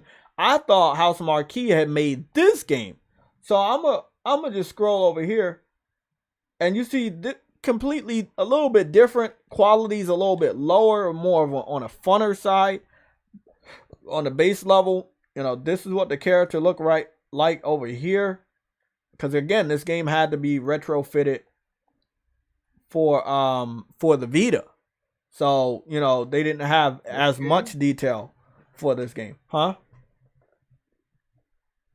Hello? Oh, I thought Game Pass was talking. But yeah, it was so it wasn't as much detail. And obviously I've to a degree been a graphics whore, or basically if you go make it like an indie game, make it the best you can. I'm gonna be there. If that's the best you can do, I'm gonna be there. Day one. Don't worry. And I was like, I know this dev can do more. I'm gonna go with the other game. They're basically the same. I'm gonna just go with Alien Nation. I stuck it out and played some stuff over there. Hey, Always Mad, turn down the podcast. I'm hearing an echo. Hey, Always Mad, turn down the podcast. Got an echo. All right. Yeah, got an echo. I can hear the stream. So this is okay. This is Helldivers. So this is one thing that I really like about Helldivers, and I'm show you this, and you can let me know if you see what I see. So in Helldivers, it seems like it continues the story. One second. It continues the story of settling on planet and kind of getting rid of these aliens so that you could have a new colony, And I see that this little picture, this is how they did it back then. They didn't have like 3-dimensional graphics or CGI or anything. The budget was almost non-existent. And they just had a picture of your family and stuff like that. And I found it funny because if you look at this right here, if you look at this fucking family right here, I'm going to go back to the fucking video. I'm going to go back to the fucking Helldivers 2 video. And bro, It's the same fucking family to a degree. It's the same situation. I'm fucking excited. I can't wait to play this game. I cannot wait to play this game, man. Look at that. It's the same family, bro. To a degree, it's like the same family. And basically, the aliens, you know, you didn't destroy enough aliens and they fucking destroy the fucking, you know, neighborhood or whatever. So it's like your job and your partner's job, 4-player co-op, to fucking destroy enough aliens so that these planets can continue to thrive. And I like the premise. It's very simple, you know. I just love the throwback to the original. Like I thought that was fucking dope. I was like, what? That's when I booted it up, I was like, that's borderline the same fucking family situation. Okay.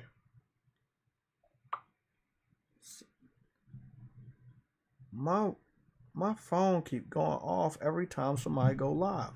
I need to switch that.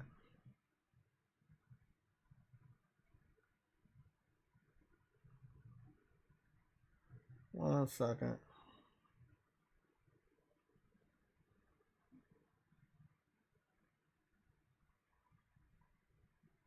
I'm about to say, what the fuck? It's funny because somebody went live on Instagram and you sent me a fucking notice after they have already not went live. That's the second person today. Yeah, so this is the only other thing right here that I thought was funny. You know, you got the soldiers, you know, they came home from a job well done, and you know, they're all, you know, they're celebrating. One of the soldiers has a baby in the hand, and then you got the kids over there that wanted to get their helmet autographed, and it's just a fun, you know, it's kind of like a Starship Trooper type of deal, you know. I fucks with it, man. I think this shit's gonna be fucking hilarious. I think it's gonna be fun as fuck to play.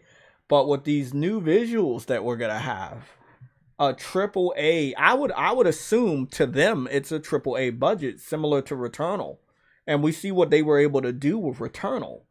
But with this game, I believe their budget's even bigger, and their knowledge of this engine and stuff is much bigger. And I feel like we're gonna have a big game on our hand.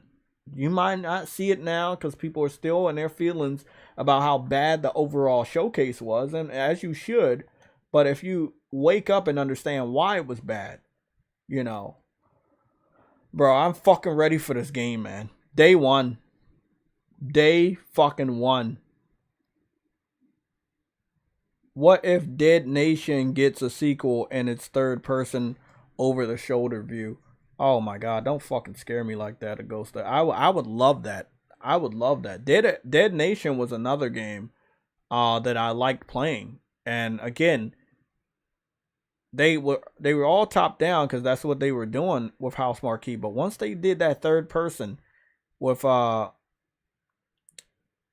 it was crazy what they were able to do with Returnal, and it just looked so much better in third person. A closer view and the graphics and everything.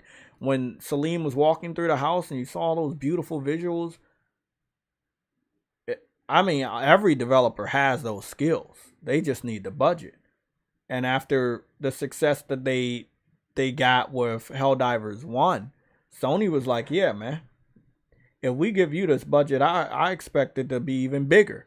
And I think it will be bigger. I'm going to be there day one. I don't know about anybody else, but I'm going to be there day one, man. But I'm going to continue to let this play. And then the alien, it's funny, the aliens attack and is eating the family. And then the blood is all over his face and shit. And all over his jacket. Because the bug is eating his face.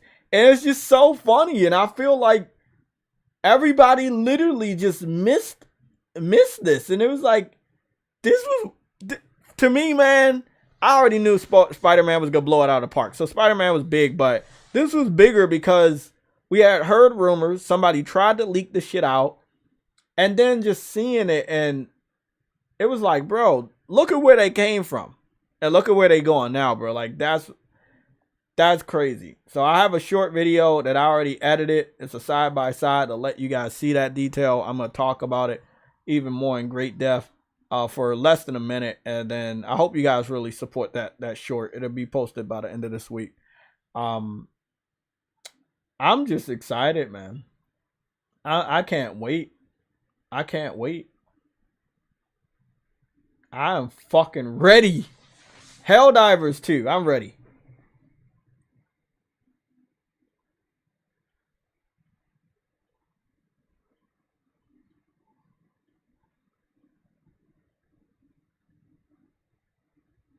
Okay, Nelson, I'll take a look at the clip.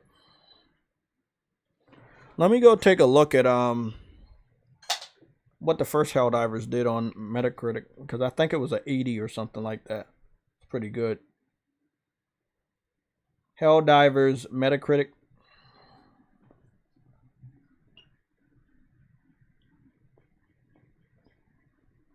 Sitting at an 81 on Metacritic with an 80 user score. Really, really good. That's really high.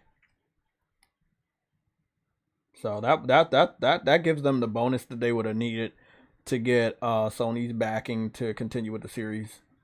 And seeing as though it was already basically an in-house, already owned IP that is a games as a service, this kind of fits in. But I like this more than Haven and even the other dev that put out a games as a service, but both of them were CGI.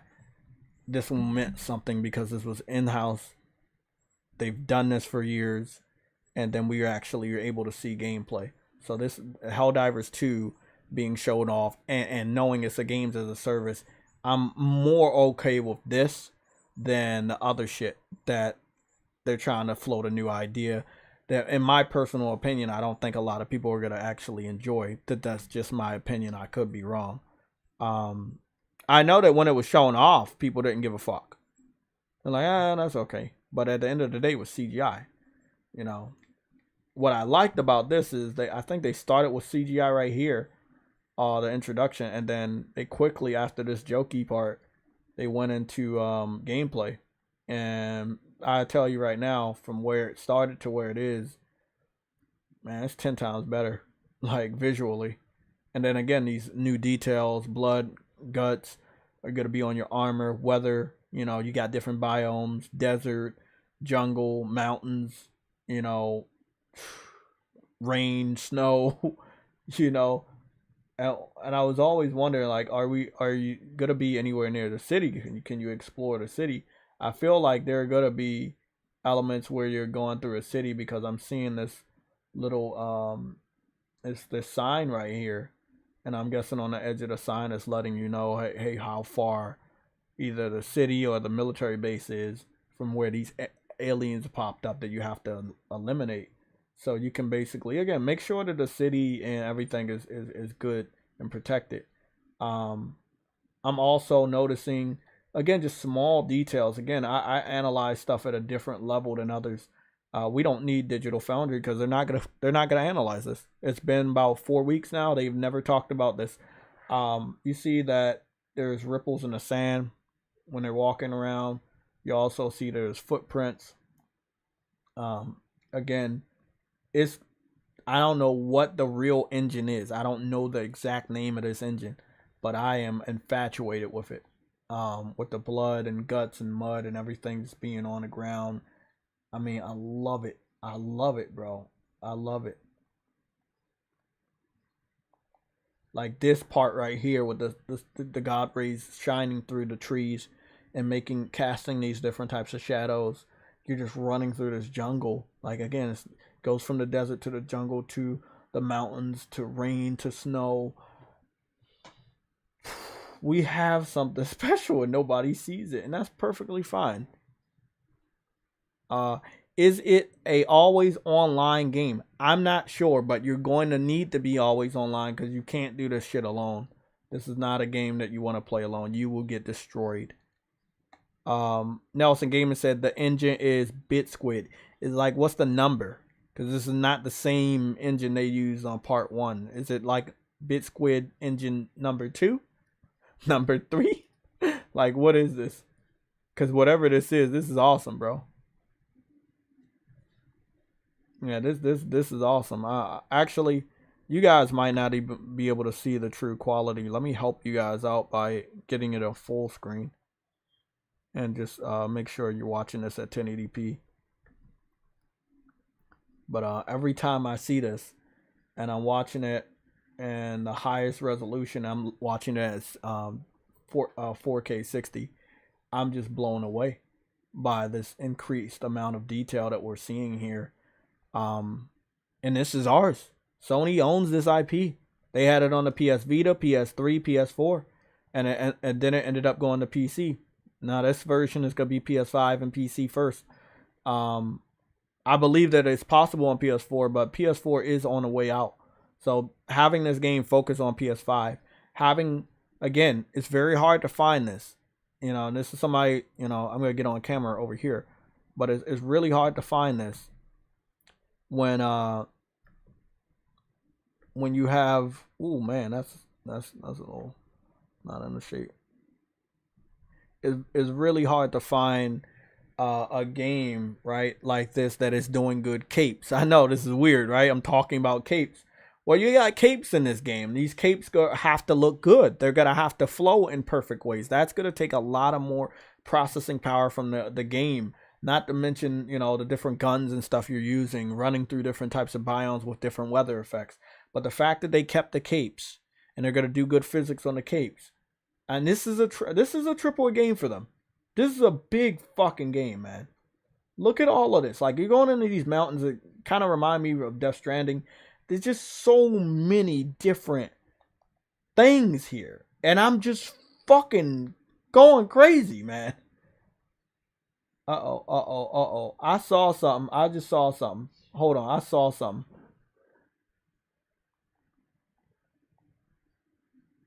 Okay, he got a Gatling gun. This guy got some laser shit, or he got a laser gun. This dude got one of them fucking Gatlings. He got one of them Gatlings. And you see that he's moving backwards and his footsteps are in the sand, keeping track of his location. I like this.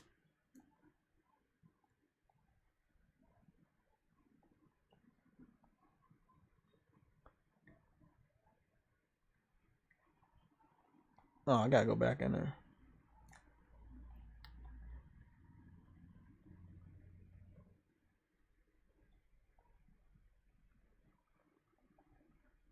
So you gotta have 4 people. You got a pod that you launch out of.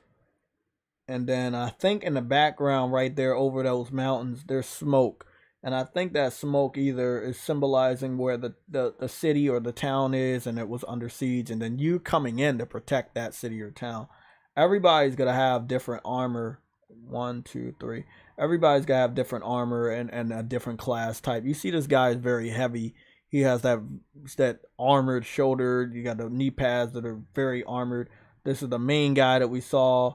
You know, then we have all these other guys. So you will be able to customize your character, you know, and choose the type of role that's best for the team. This is going to be a team building game. There's a lot of detail here. So yeah, he throws the beacon for the air support. And the jet, which is looking like a really good jet. The jet goes, okay. They do got the turrets. I was wondering, did they have the turrets? They have the turrets. So you can place a turret up there and have the turrets help you kill the aliens. Okay.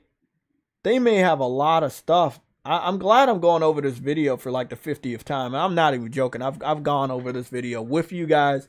I've gone over this video on my own time, and I'm still finding new things. And again, there's the jet up in the sky that's, you know, causing the bombs to fly from the air support. There's detail, and this is all gameplay. This is all gameplay right here. This is not no cutscene or anything. That's all gameplay. You're dropping bombs from the air support and destroying the bro. I fucks with this. I fucks with this game heavy. So it looks like you do have. I haven't seen a lot of buildings, but I did. It looks like there's a compound over here. There's obviously gonna be some city structures and stuff. I need this. I know they gonna do the best they can. I cannot wait to fucking play this game, man. I cannot fucking wait to play this fucking game. That's day one. That's day one. It tastes and it smells like day one. I can't wait. I need this. I need this, man. God damn. I watched the same trailer like 50 fucking times. How am I this fucking excited? That's day one, man. That's fucking day one. I'm watching this shit muted and I'm excited. Goodness, that's day one. That's fucking day one, man. That's day one. God. I mean, Spider-Man's already pre-ordered. I'm hyped about that too, but I didn't expect to be this excited about Helldivers 2 because I wasn't like that big of a Helldivers 1, but what they did with Helldivers 1 made me appreciate part 2 so much. Looking at that graphical leap, look at the plethora of visuals that they've enhanced, the mechanics, all of that, knowing that how fun it's gonna be. Like that's day one. Yeah, that's day one, man. That's day one. Yeah, 4 in the team. It's gonna be a 4-person team. Everybody's gonna have their own stuff like that. I hope that PlayStation does do some crossovers. That would be really nice for them to. They gotta have different weapons like lightning weapons. They gotta have a lot of stuff. So I'm not 100% well versed, but over analyzing the hell out of that trailer, it's so many things I find every time I watch. I would love to see, when this game comes out, among the content, there's some crossovers with PlayStation characters and outfits and armors and shit like that. That's theirs, man. That's all Sony's. I trust them, and they trust that developer to give them a big enough budget to have such an amazing upgrade. Day one. It only has 321,000 views, and I know why. Because a lot of people don't remember Helldivers. Yeah, Helldivers been out for a while. Like I said, since I believe the launch of the PS4. So I think it may be like it's old. It's old. Let me see. How old is Helldivers? 8 years old. Yeah, it's a generation old. Yep, that's a generation old.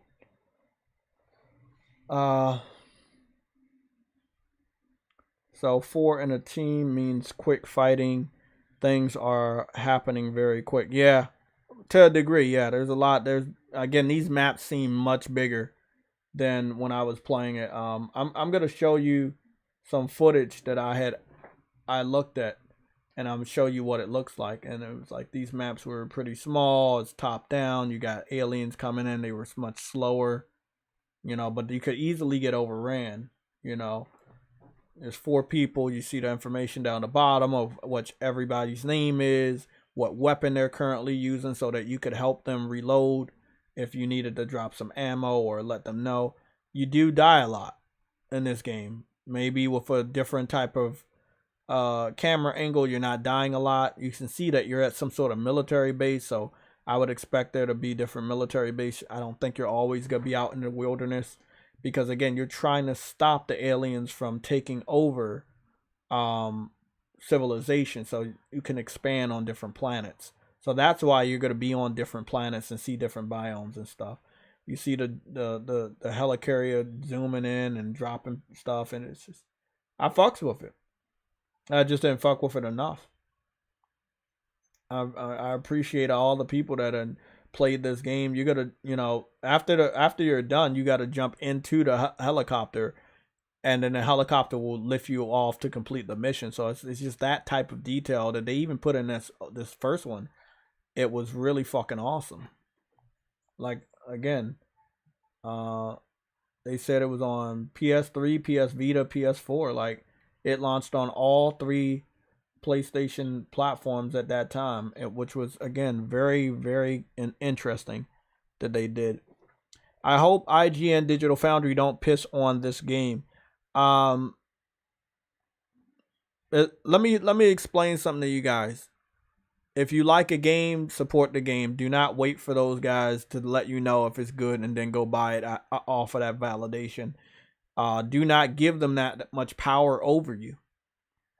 Start to educate and understand that they have a high chance of shitting on what you like. What you like, they don't like.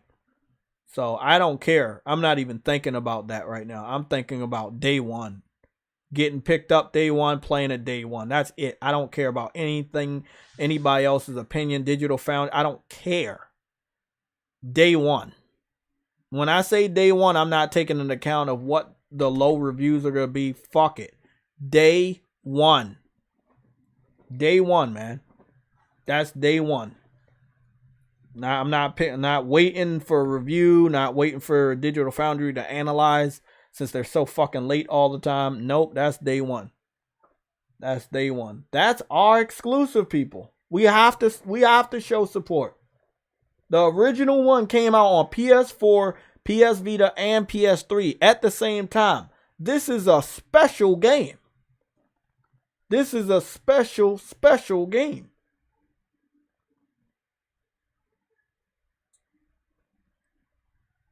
So I wanted to show you just a little bit of the gameplay of the first one. Now, again, pretty similar. See, he got the flamethrower back in this old version of the game, the original version of the game. You got this lightning gun that Lorenzo was talking about. One guy has a shotgun. You know, you got bullets on the ground and stuff when you're shooting the shell. So there's that much detail. Look like you got combatant aliens that are actually smart.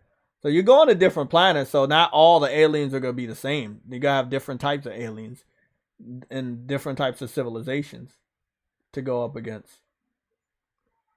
I mean, it seemed like they had a good sized map, but the camera angle made it look small. But with this new one, I think these maps are going to be almost on a level of open worldness. You see how these guys are staying together. They got to do teamwork. They got to stay together. Only that one asshole over there, he try and break away. That's crazy. They got to protect the package that's on that train. So they like shooting and cover fire and stuff like that. I'm going to need a fucking team, bro. I be talking about needing a team for these co-op games, and now every time I pick up a multiplayer or co-op game, oh, look at that fucking water. They got good water with ripples back then. Ah. My goodness. They were doing some good shit back here though. Like on this one, they weren't doing, it wasn't like no garbage game though. But with this budget and this new engine, it's wow, just man. See how far gaming come, man. I love a story like this. Where, you know, you got a game like this, homegrown, Sony IP right here. It's their game. It can't go anywhere else on any other console. This shit about to be something special, bro. We had something like this the whole time. We getting a sequel. There's a reason why I'm excited. I fucks with that. That's day one. Killzone on PSP was like this over the top camera. Yeah, I did not like that one. I did not play or buy. I didn't buy that one, I don't think. What I did do is I got Mercenaries, Killzone Mercenaries for the PlayStation Vita. I love that one. That one looked amazing. Let us not say fuck Call of Duty, but at least PlayStation is putting out content. I mean, it is what it is. I don't fuck with Call of Duty, but I mean, if that's what you want to say. I've always acknowledged PlayStation had games for us. It's hard to convince other people of that fact, but yeah, PlayStation definitely has games for us. We have more than enough to eat and be happy. Now all for Helldivers, because if not, this whole stream would be a Helldivers game. But I'm excited, man. I'm excited for that. I'm excited for Spider-Man. I'm excited for a lot of other games. Wasn't a lot of stuff they really talked about over the last 2 days, Monday and Tuesday. But I need to go back to our topics so we can finish those off. Oh, those were the 3 images. Okay, cool. I'm going to go send these images to the PlayStation. We're going to go take that out. Take a look at that. As far as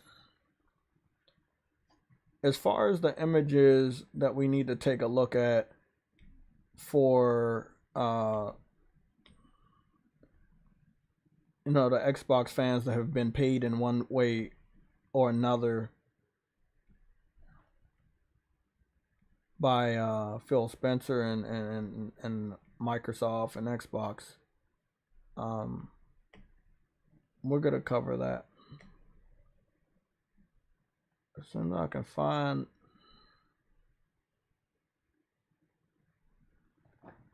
There we go. Aaron Greenberg. There we go.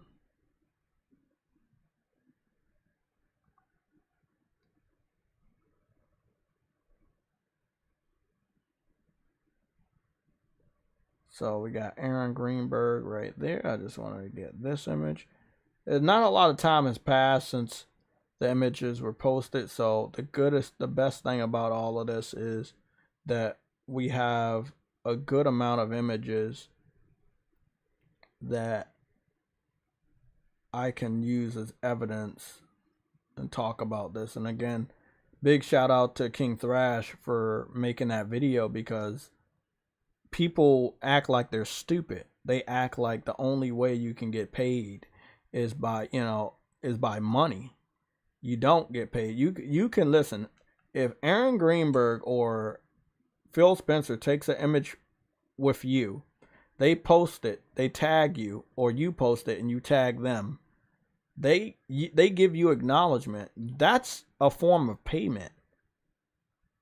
Being alongside Phil Spencer or Aaron Greenberg, that right there, that really fucking helps, man. Influence, you get more influence when people know that you're cool with those people. Money doesn't have to exchange hands. That's payment enough. And if you're too stupid to understand how different currencies work, you're a fucking idiot, right? Like, you guys talk about currency all the time, and one of those currencies is if you Game Pass. Like, you say, oh no, we don't need to buy the game. The game getting discovered will make the game developer happy. That's why they put the game on Game Pass, is because they can get discovered. But just because you're getting discovered doesn't mean the people discovering you is going to pay. But you believe that is currency enough for that developer, is discovery, not payment. So that's what we're all saying about you guys. We never said you're getting paid in cash. No, you're getting paid in opportunities. You're getting paid in, many different ways.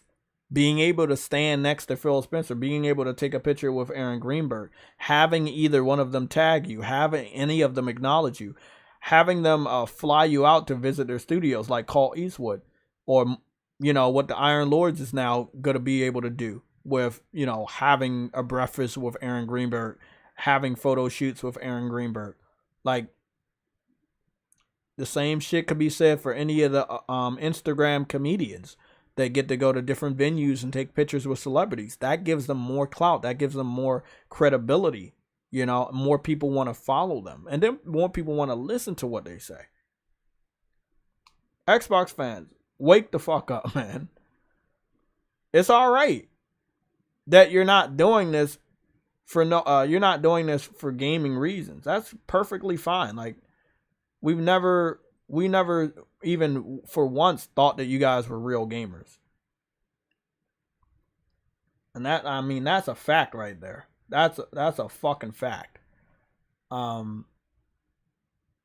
wish I could say you guys were real gamers, but we all kind of know that that's not true. You have to be influenced by somebody at Xbox to play a game that you really don't care about. So, and that's a fact right there. Because there have been so many games we know you guys don't like, and then you end up playing that game. and we all wonder, like, how long can you pretend to like a game that we know you don't like?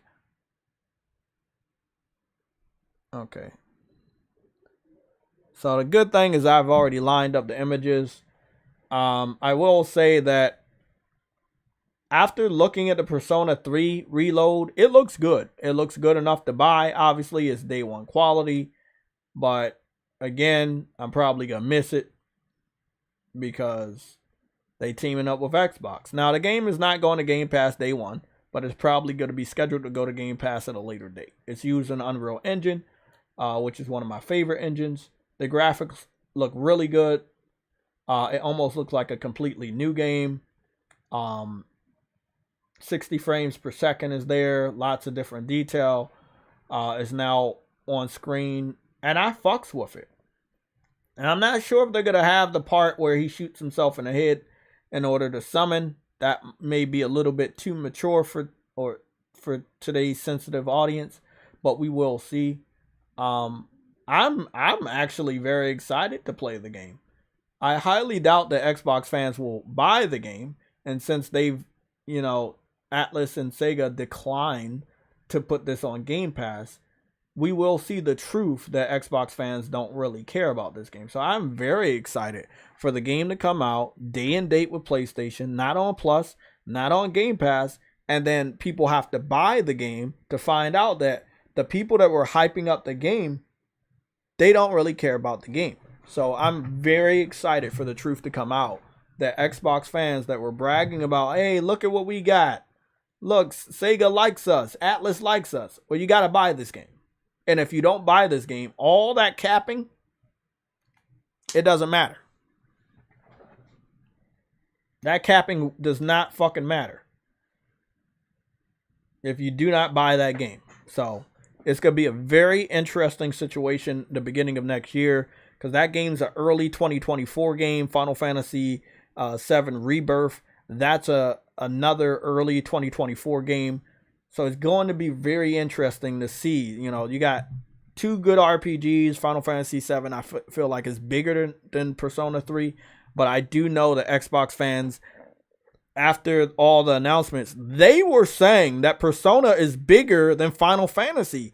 Put your money where your mouth is. That game is on PlayStation and Xbox. Final Fantasy VII Rebirth is only on PlayStation for a limited time until it goes to PC, obviously. We're going to see from the sales report, do you guys care about JRPGs? I'm so happy this is not going to Game Pass. You have to buy it. There will be a money trail to see what community actually cares.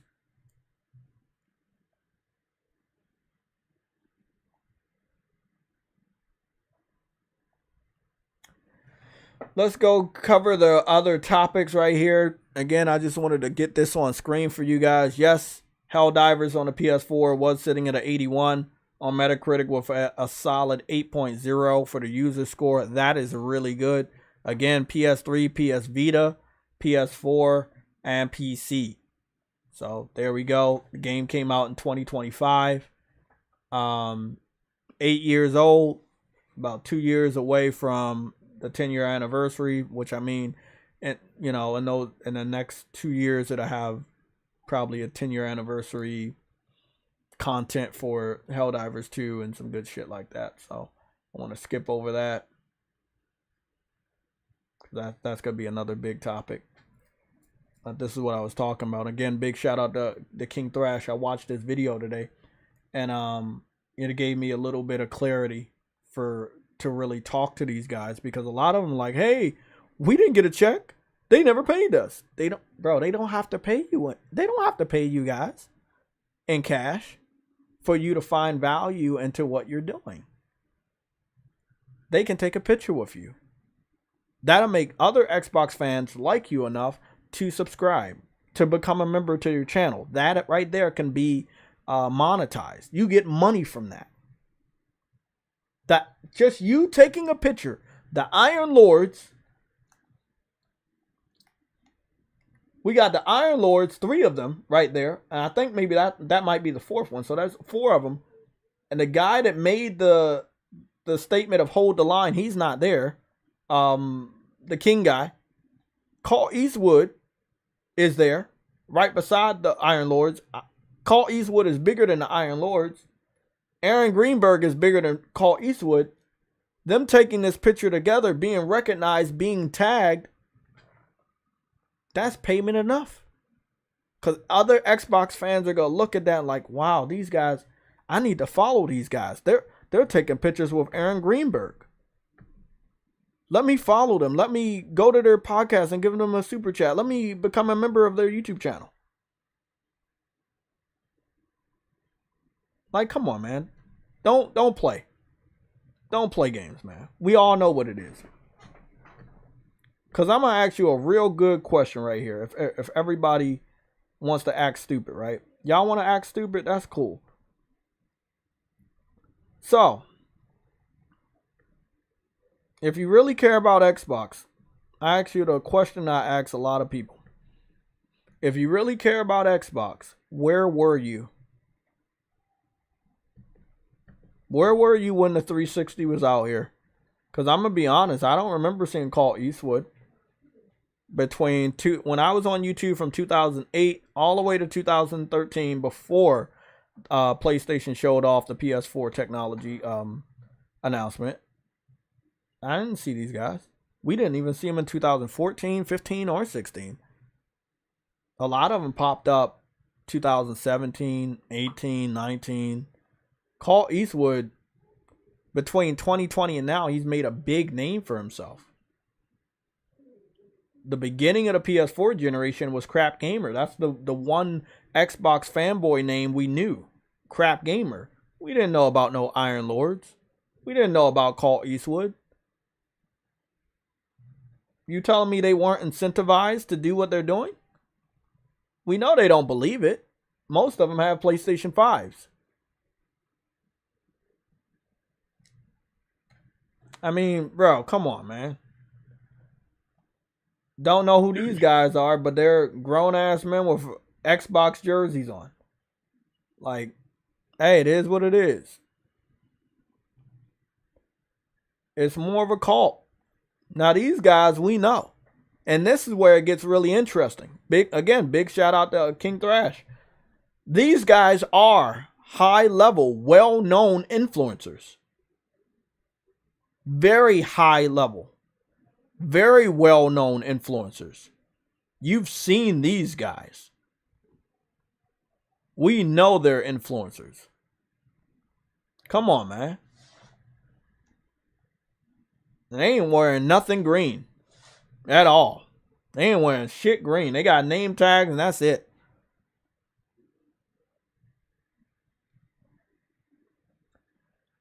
This right here, you got the Iron Lords. I don't know who that lady is. She knows she don't want to be in that fucking picture. Aaron Greenberg right there doing his marketing shit. They got a picture of King. All 4 of them, including Aaron Greenberg.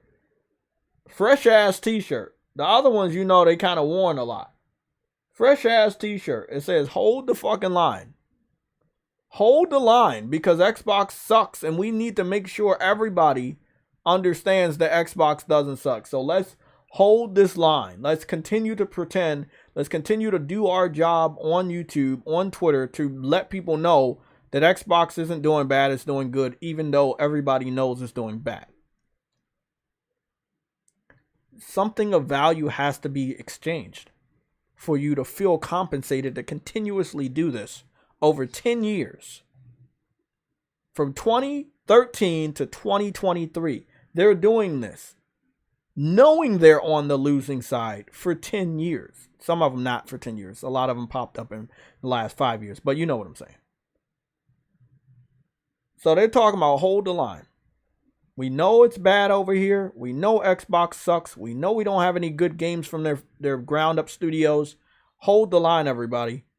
It'll get better. Hold the line. I know last generation was a complete failure. I know we're almost 4 years into this generation and we still don't have anything to brag about, but hold the line.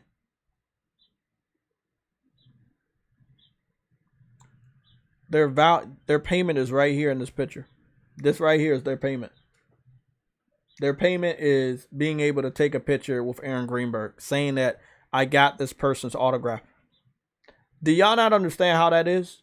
When you see a celebrity out in public, what are your thoughts? Oh my God, look who it is. Let me get an autograph or take a picture. Then you post it and you know the reaction you're going to get. Same fucking shit.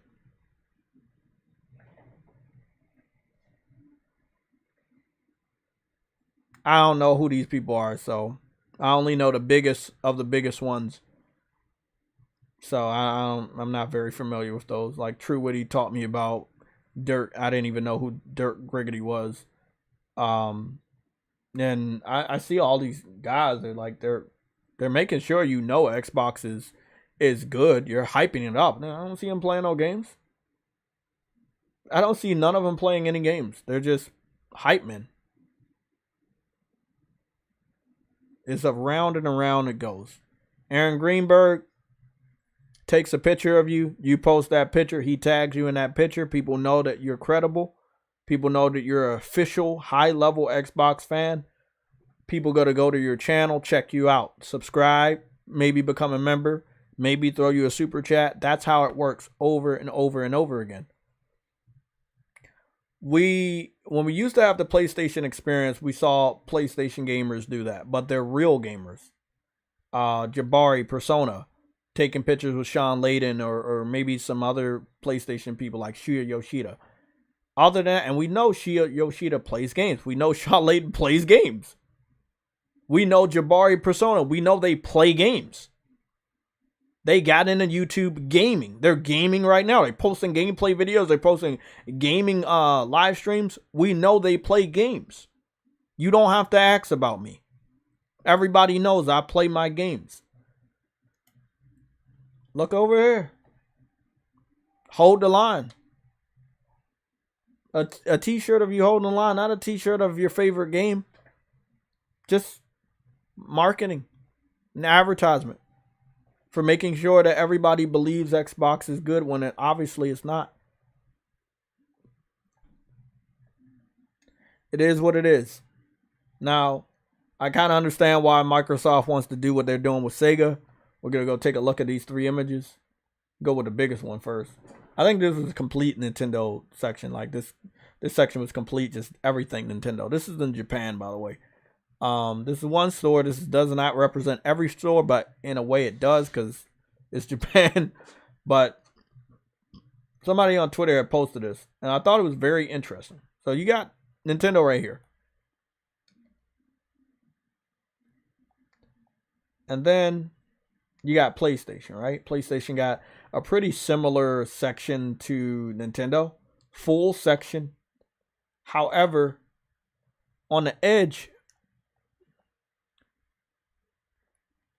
right here, you can see Nintendo kind of muscling in on the PlayStation little room over here. But like when you go over to Nintendo, you kind of don't see no corner for PlayStation. Like everything's Nintendo in that whole section. You don't even see no blue, not even no. So I would just assume the PlayStation section is a little bit smaller because you see a little bit of Nintendo section peeking in. So maybe it's the camera angle, but we'll call it. So Nintendo bigger section than PlayStation. This is PlayStation section. This is Xbox's section. So Xbox's section is not a section at all. It is like a shelf, and this is it.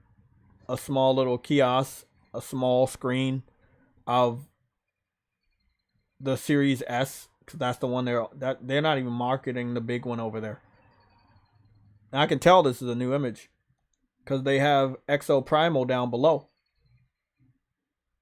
and they have the new controllers also. So this is a new image. And this is all they're marketing over in Japan is the weaker Series S. If you want to know why our generation is being held back, it's because this is what they're marketing over there. So Xbox, just a small little section. You can see PlayStation's section in the background, pretty much overtowering them. I don't know what the dimension is for their little shelf, but I see PlayStation 5 consoles right behind it.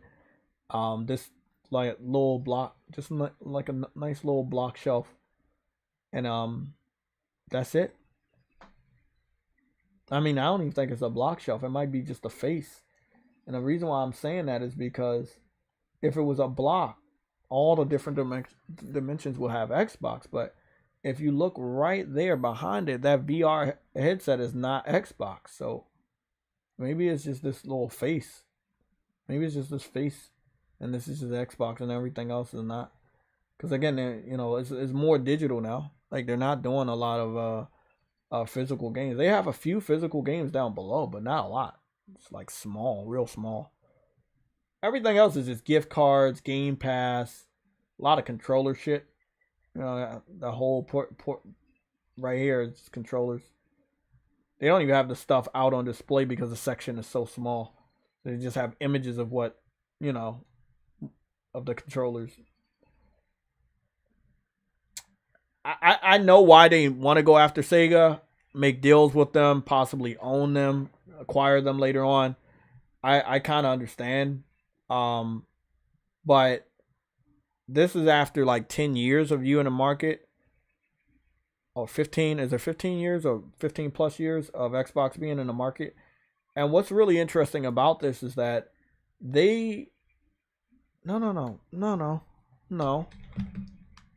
The original Xbox is like should be 20 years old, right?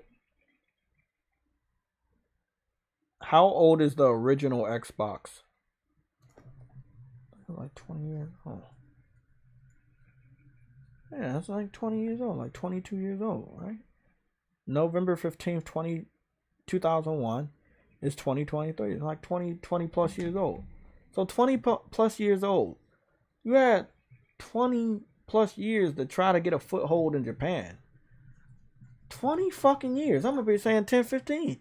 You had 20 fucking years, man. You mean to tell me after 20 years in the gaming industry, you got a section that look like this? Are you fucking kidding me? Look at Nintendo's section. Look at PlayStation section. And remember, they have less money than Microsoft. Look at Microsoft. Look at Xbox's section.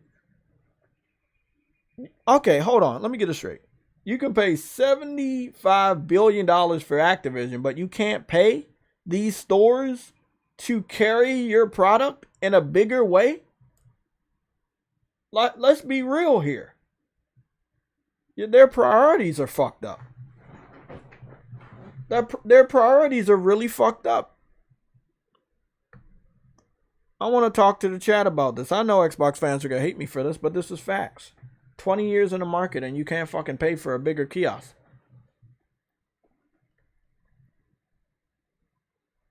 What's y'all thoughts on this?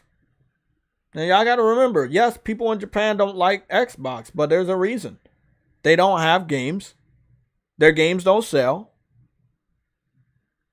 The American gamers, which were the first original adopters of the original Xbox, never liked Japanese devs, and they never liked Japanese games.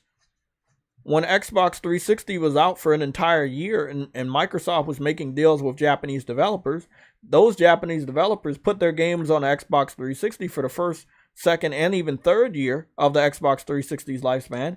Those games all flopped. You never saw a sequel to any of them that stayed only on Xbox. Shit, most of them ended up going to other places. Last Remnant ended up going to PlayStation the following generation. Eternal Sonata went to PS3 a year after it launched on Xbox as a somewhat exclusive. They didn't even wait that long because in Japan the same year they released it on PS3. And then the following year, they released it on PS3 in the United States and UK. So, I mean, again, all this money Microsoft has that they're willing to dump into the Xbox brand in order to get it out of this spot. And you didn't think to invest more money into Japan earlier? All of these studios you picked up, all these publishers you're trying to pick up, but you don't want to really invest in Japan. And then you get mad that Japan doesn't like you. Well, you have not shown that you like Japan. Your gamers, your fanboy community have shown that they don't like Japan. Every Japanese game that comes out in the United States, in the UK, they sell better on PlayStation. I don't know where True Woody is. He may be subscribing to Game Pass for the next 15 years. It's going to take him a long time. This again, it's unacceptable when we know how much money they have. It's unacceptable.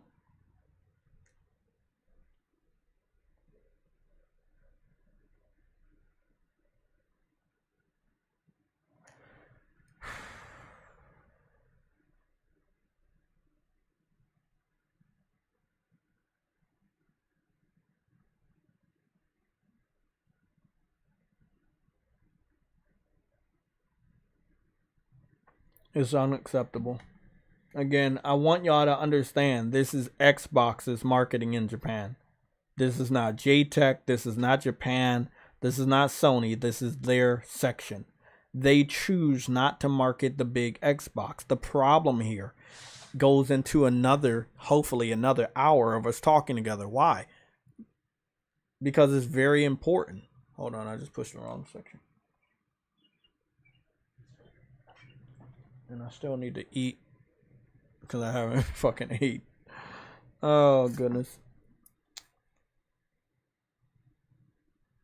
Let's talk about this, right? Xbox fans want the glory. A part of that glory is to make sure they have a console that's more powerful than PlayStation, has better graphics than what we get, right? Well, Xbox right here in this image is showing that their focus is not on power anymore. It's on undercutting PlayStation with a cheaper alternative to the primary console. The cheaper alternative is a digital-only Xbox 1.5 box. Or, sorry, Xbox 1.8, because the Xbox One X is actually Xbox 1.5. This is Xbox 1.8. It's not 2. So if you get this, you're not getting the full power that you thought you were promised.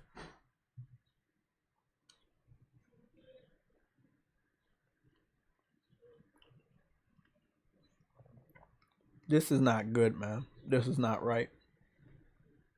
Again, y'all, this is the problem with this generation. We can't progress the way we want to progress because, hold on, I gotta do something. I'm hearing somebody at the door. I'll be right back.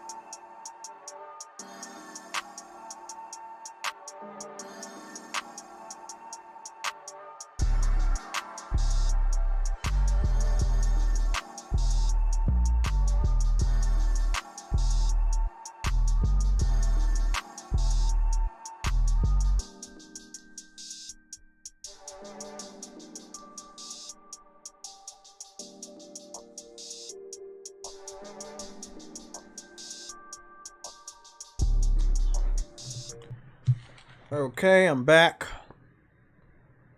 Yeah, let's continue. So, this is Xbox in Japan. This is 2023. If I'm not mistaken, I grabbed this picture off of Twitter yesterday.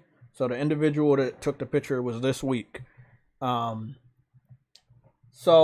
with that being said, we can't progress in this generation with true power, true graphics, 60 frames, if there is their main system that's holding them back.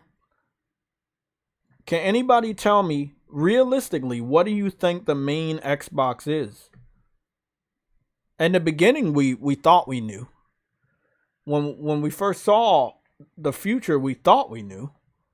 We saw the very first trailer of their first console. We thought we knew what the generation was all about. They switched it. Sony didn't do anything. If you're a crazy Xbox fanboy, you need to completely delete that notion out of your head. Sony didn't do anything. Microsoft has more money than Sony. They're more powerful than Sony.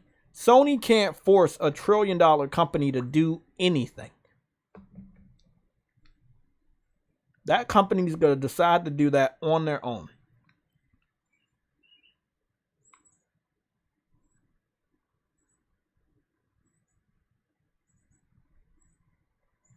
So their primary console in the beginning was the One X. Oh, sorry, not the One X. The Xbox Series X. So now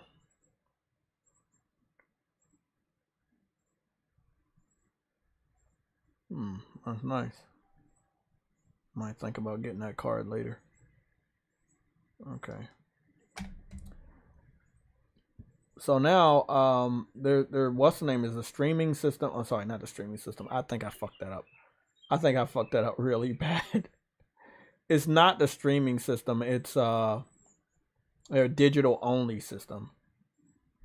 I might be onto something here because, I mean, I think they do want a streaming box eventually, but right now it's a digital only box.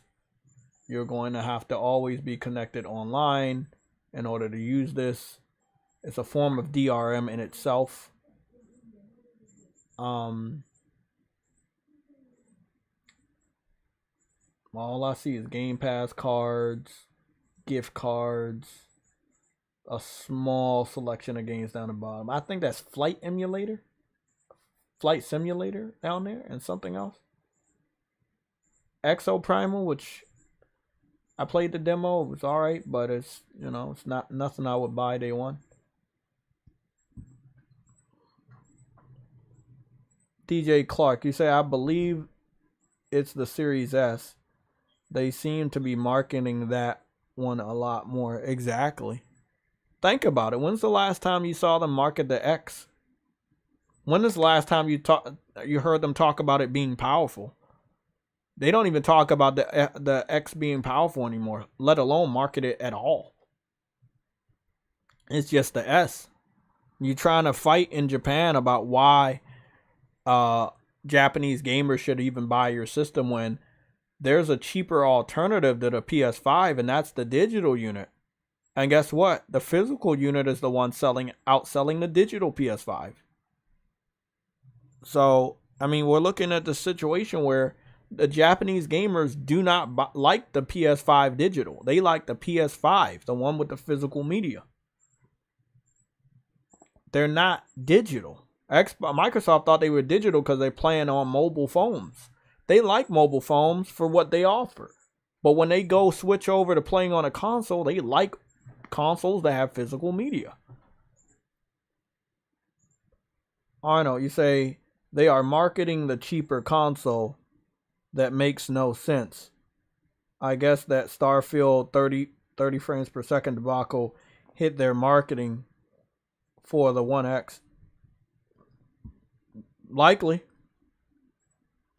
I don't think it was ever going to be 60 because Bethesda's using an old ass engine, and there's no way they were going to be able to get the old engine to do something completely new like 60 frames.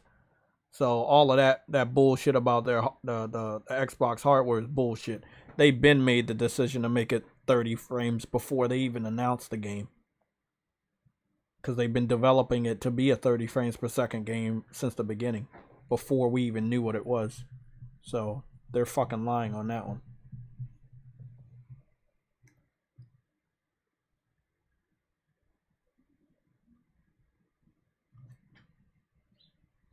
It's really sad. Again, if you're just joining in, this is the Xbox section over here in Japan. And look right here, this is PlayStation section. Obviously, we see a lot of Final Fantasy 16 up front, but we have a big ass PlayStation section with PS5, the controller, the VR headset, you know, all the other games and accessories on the side. And then you go over here, you got Nintendo, gram packed with games and controllers and everything. They're ready. That's, and you go back over there at Xbox. They just got their front of this fucking shelf, and that's it. It's not much. It's not much. And this is them, man. They made the decision to market this way. They could have paid for more space in everybody's shop. They could have outsold Sony in their own country when it came to marketing their console. They chose not to. Because they don't care about Japan. They do want to hurt Sony. So they're going to make deals with Sega. They're going to make deals with Atlas to hurt Sony and hurt their gamers. And that's going to make them even more hated in Japan. You think Japanese gamers going to pick Xbox because you're trying to pay a Japanese developer into putting a game on Xbox that everybody knows they won't buy to go play? Bro, the whole Persona situation, the whole Yakuza situation is hilarious. Because if those games don't go day one to Xbox on Game Pass, right? The truth, when you see the sales split, at least from the UK, is going to be so fucking hilarious. It's going to be so fucking one-sided. I can't wait until next year when both of those games come out and we see the sales data. Again, they hype about a showcase, but when those games actually come out, will they be there to support them? Will they buy them? Will they play them? No, they won't.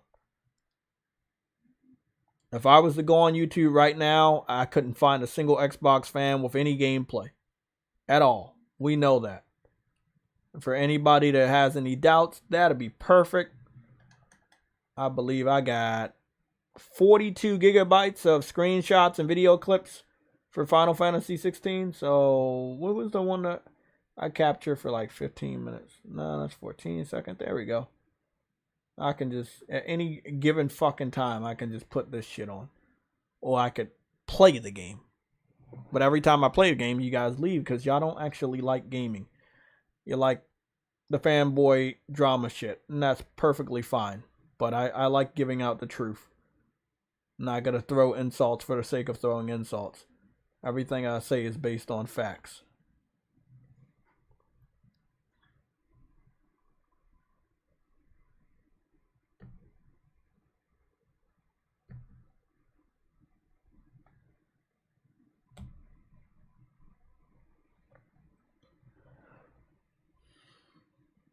They don't care about Japan. This is what Lorenzo's saying. They don't care about Japan and gaming as a whole. The gaming industry don't need them. I agree. You know, they were a good big three, and I told you that the big three alternate. So sometimes you see PlayStation 5, Nintendo Switch, and PC. Sometimes you see PlayStation 5, PS4, and Nintendo Switch. Sometimes you see PlayStation 5, PS4, and PC. The third platform doesn't have to be Xbox, and most of the time it's not. I've seen games launch on PS4, PS5, Nintendo Switch, and PC, and completely skip Xbox. Shit, I've seen games released on cell phones, PS4, PS5, Nintendo Switch, and PC, and not go to Xbox. Everyone knows you can't sell games over there. We don't have to know that you're an influencer by looking at receipts of money being transferred. Because money most of the time may not be transferred because we know that's illegal. But being able to stand next to a celebrity, take a picture, and make money off of that is payment enough to continue to do what you're doing right now.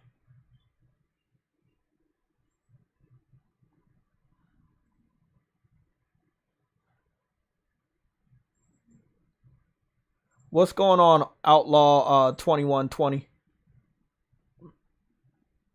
Mary Wilcox, he said, not to mention South Africa has been dealing with electricity outages for a long time. Their government sucks.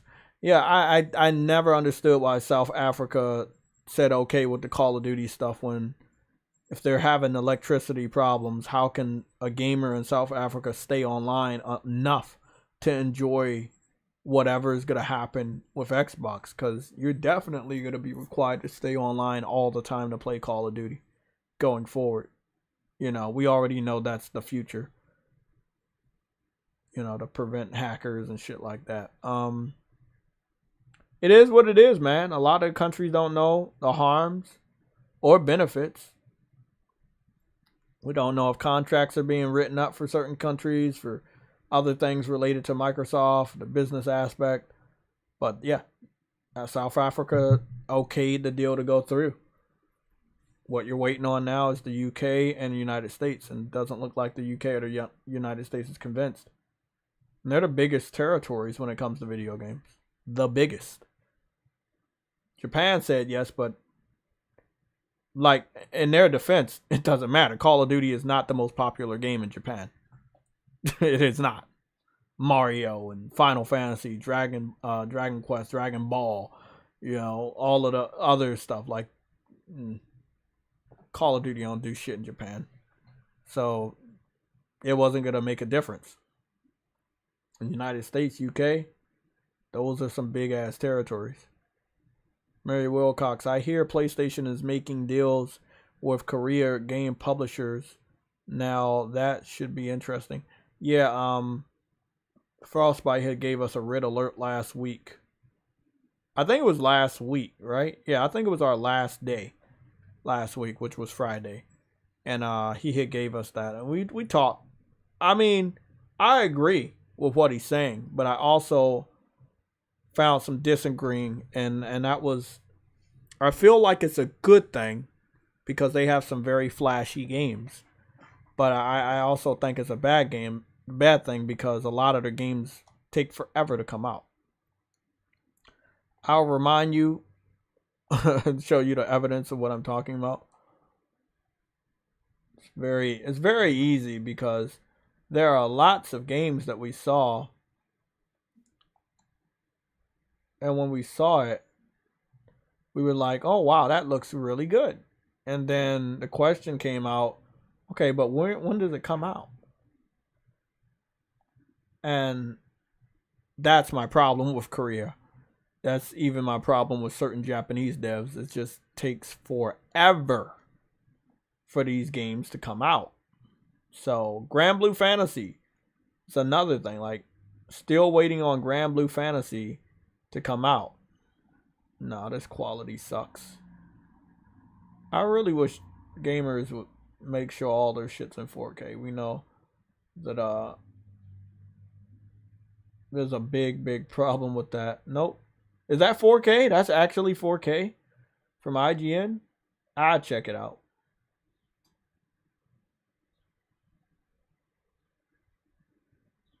God, they really want me to buy a pizza, huh?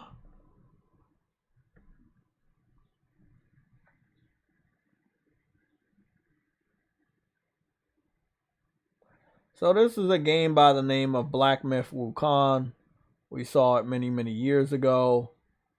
It's about the Monkey King, or the son of the Monkey King, because I think at the end of the trailer you saw the original Monkey King. So this is like the son of the Monkey King, and I think he's going through trials and stuff so he can be strong enough to take over the family business. And it looks good. It looks really good. It's day one quality. It's just if you go here and you see that they showed off this trailer on in Unreal Engine 5, and this was 2021 of August. So this year it'll be officially 2 years, but you know, 2021, 2022, 2023, that's across a 3 years time span. But the 2-year anniversary of this trailer is coming up this August. It's taken too long, you know, and this is a common thing when it comes to Korean developers. They make some amazing looking games. They truly fucking do. It's just they take too long. So I think their mind, Sony, trying to invest in Korean publishers and studios and devs, I think it's a smart business practice if you can help them to get a little faster with their development cycles. If you can do that, Sony, then I think it'll be a good strategy.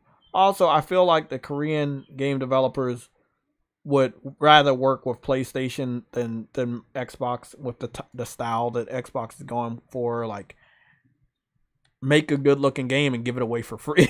Like, you spent 6-7 years making this game, and then the company that you think you like is telling you put it on Game Pass for free. And you're like, I just made this game for 7 years. Why do you want it for free? On some hope and wish that somebody will discover my game and then maybe play it for free and never pay me. It's like, nah, man. Nah. So look, like I said, everything I've seen from Black Myth Wukong is a day one quality, right? It's completely day one.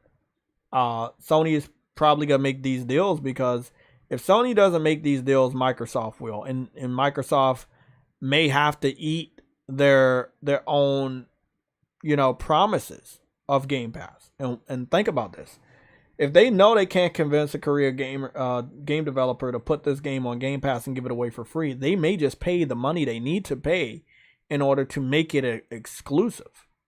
And then it is what it is. If Microsoft's gonna be like, well, oh, you really think your game's gonna sell over here? Well, we'll pay you the money to make it exclusive, and then you can see if people buy it over here. It's a catch-22. Microsoft's setting up these developers, because if you put your game on Xbox right now exclusively, it's going to flop if it's not on Game Pass. But if it's on Game Pass, like somebody told me, at least you get paid up front, and then you also get paid for the initial timed exclusivity. So you're getting paid 2 times.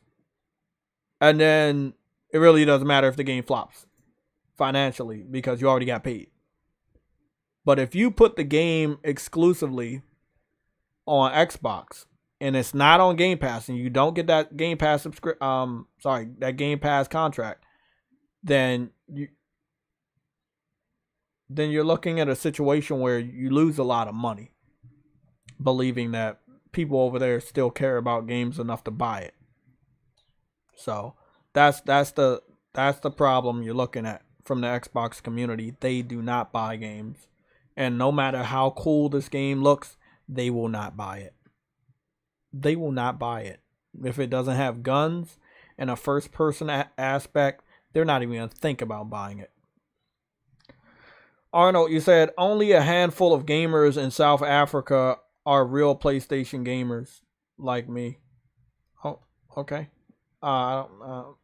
Fill me in. Are the rest of the gamers in South Africa Xbox? Because I don't know. You gotta have to fill me in on that, because I don't know.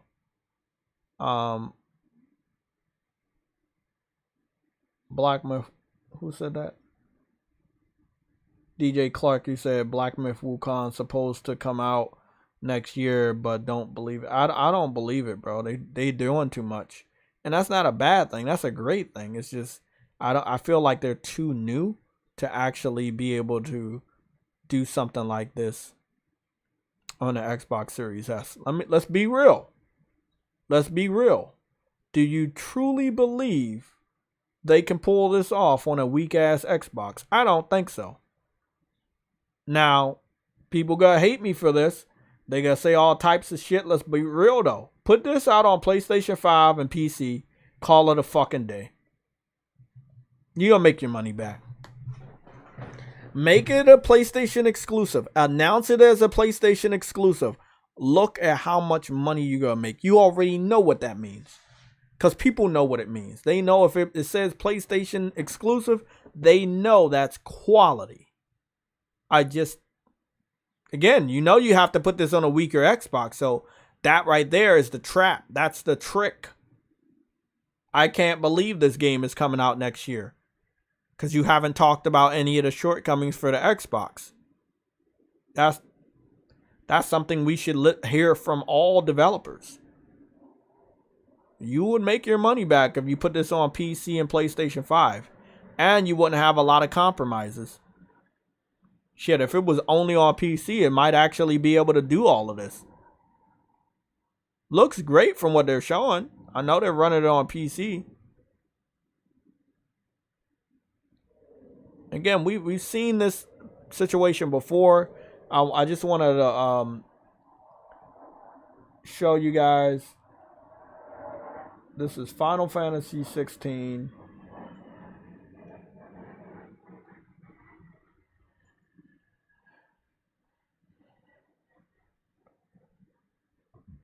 This will be Final Fantasy 16 launch, right? So when you it's not launch trailer, sorry, my fault. It's the reveal. It's the reveal trailer. There it is. Okay, so this is the Final Fantasy 16 reveal trailer. So my thing I didn't like about Final Fantasy 16 is right here.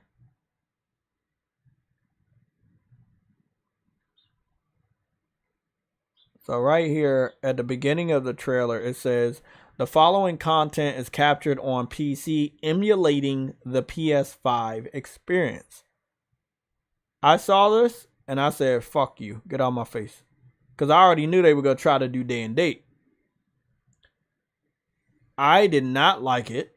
Not because of this message. I didn't like it because I was like, well, we know it's not going to sell over there. Why are you shooting yourself in the foot? I was like, I'm just looking ahead. We saw what happened with Final Fantasy 15. They made some of the best mods the world has ever seen, but they didn't want to buy it. So, I'll wait.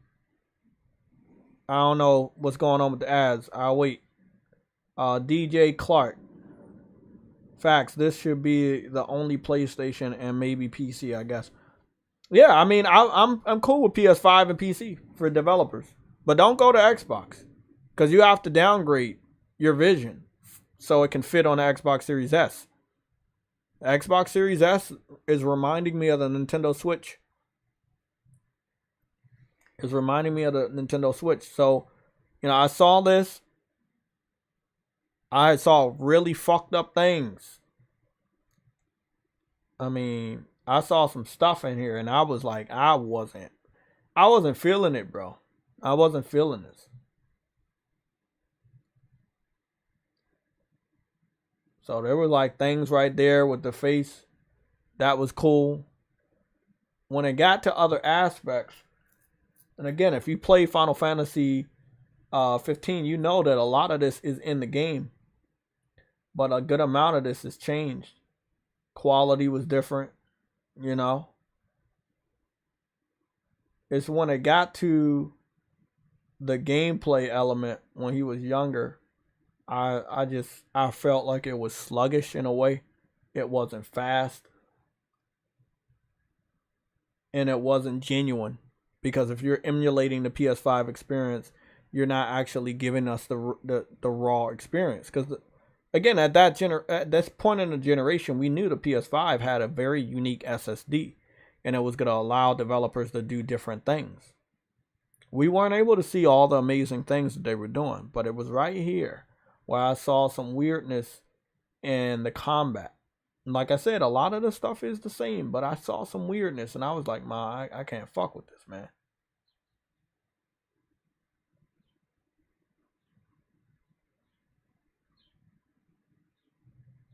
So I'm happy that they're like, hey, yeah, obviously this shit's going to PC, but they put it out on PlayStation 5 so they could get their true vision.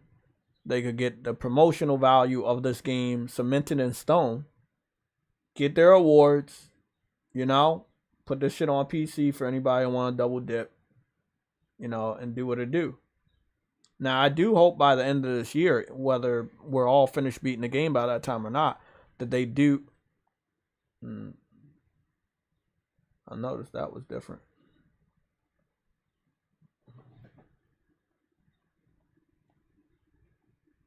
Yeah, that's different. Cause I fought that tiger in that same area. He wasn't the same. He was a Black Panther. He wasn't like that.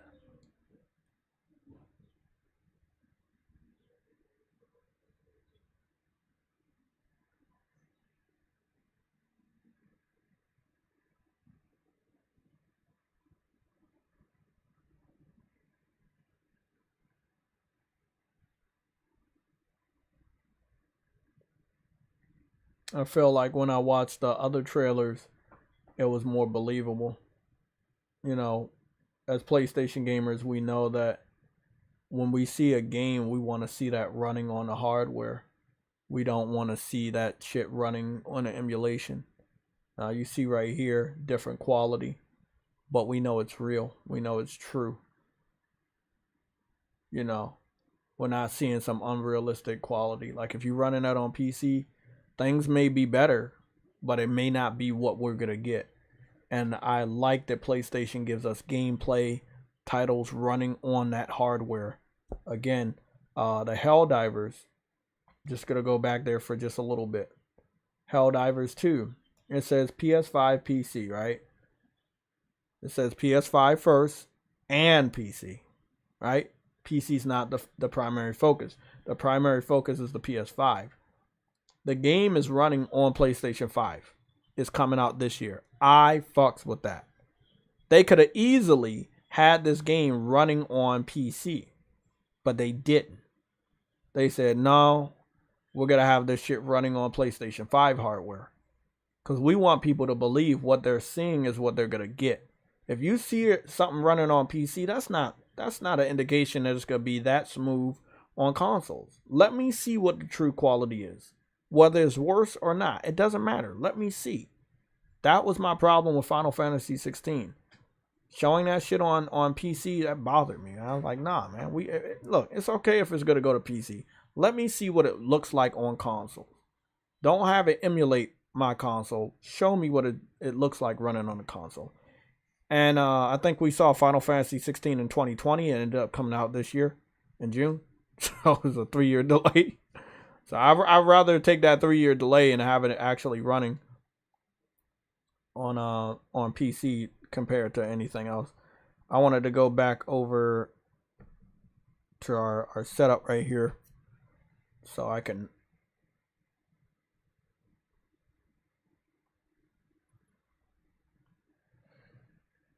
right here, this is what I'm talking about right here. I'm gonna let the stuff dissipate. But that right here made all the difference. When I saw Hellblade 2, it says captured on PS5. A mix of gameplay and in-game cinematics.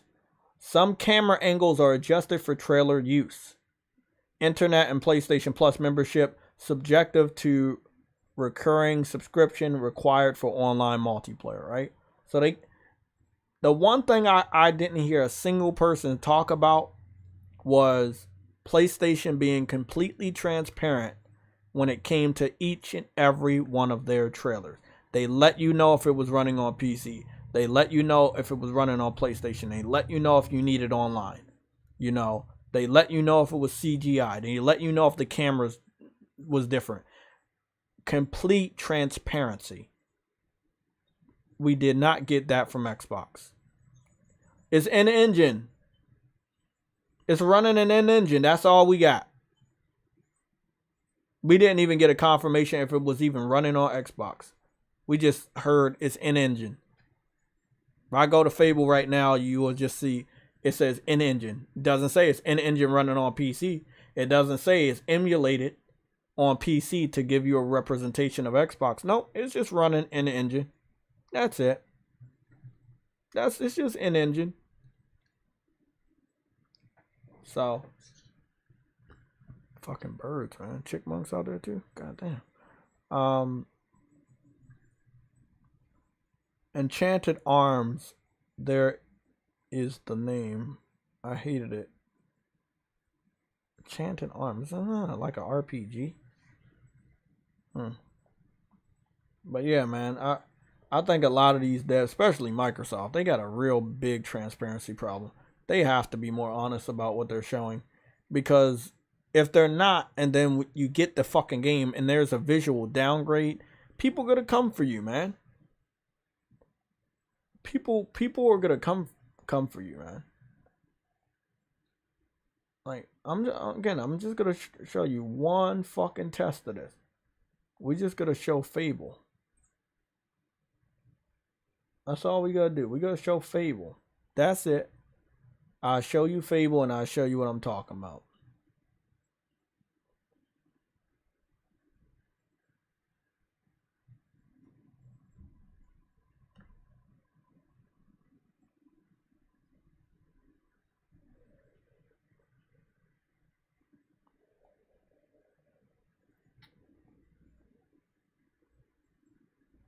Look at that. The only information they got on Fable in-game, it's not. Because they didn't even specify if it's running on PC or on Xbox. So it's not. It's not running in the in-game. Because if this is an in-game, there shouldn't be any type of a difference in quality when the game comes out. And we already know what's going to happen.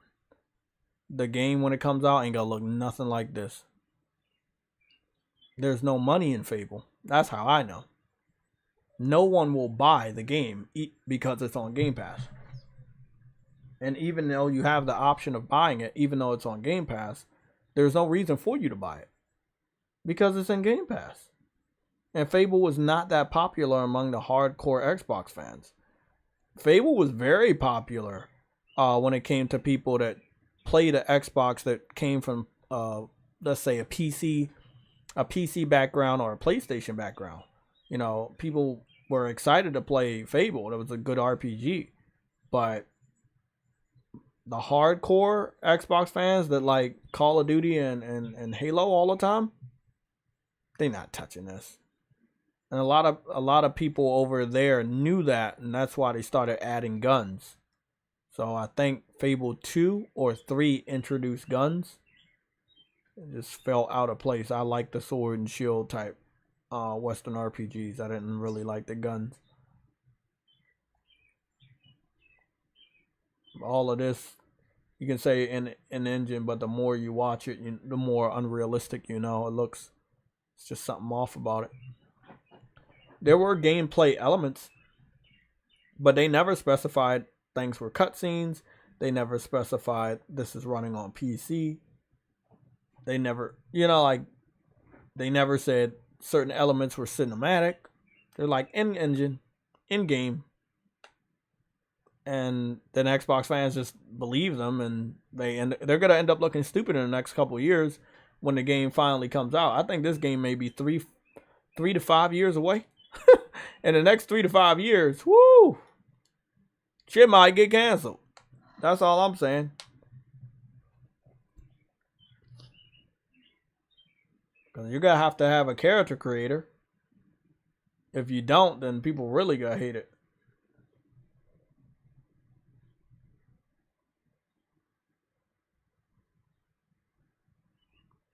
I don't know what that is.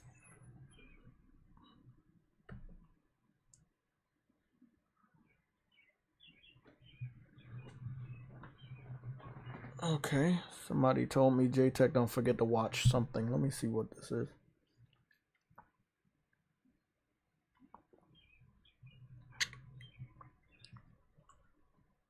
What is that?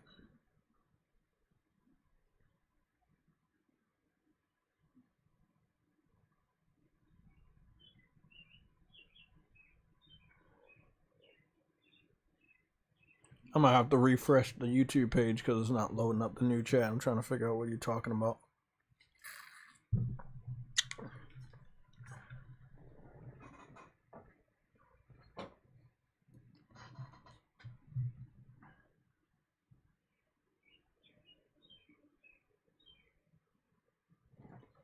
I'm not seeing what you're talking about, man.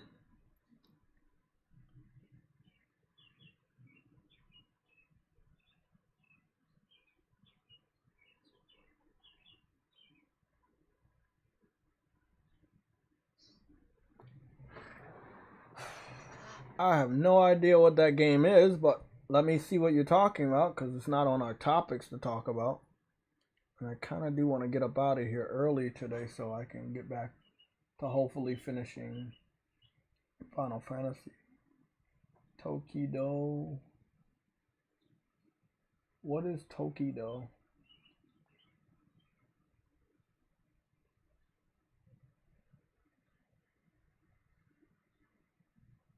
I have no idea what that is.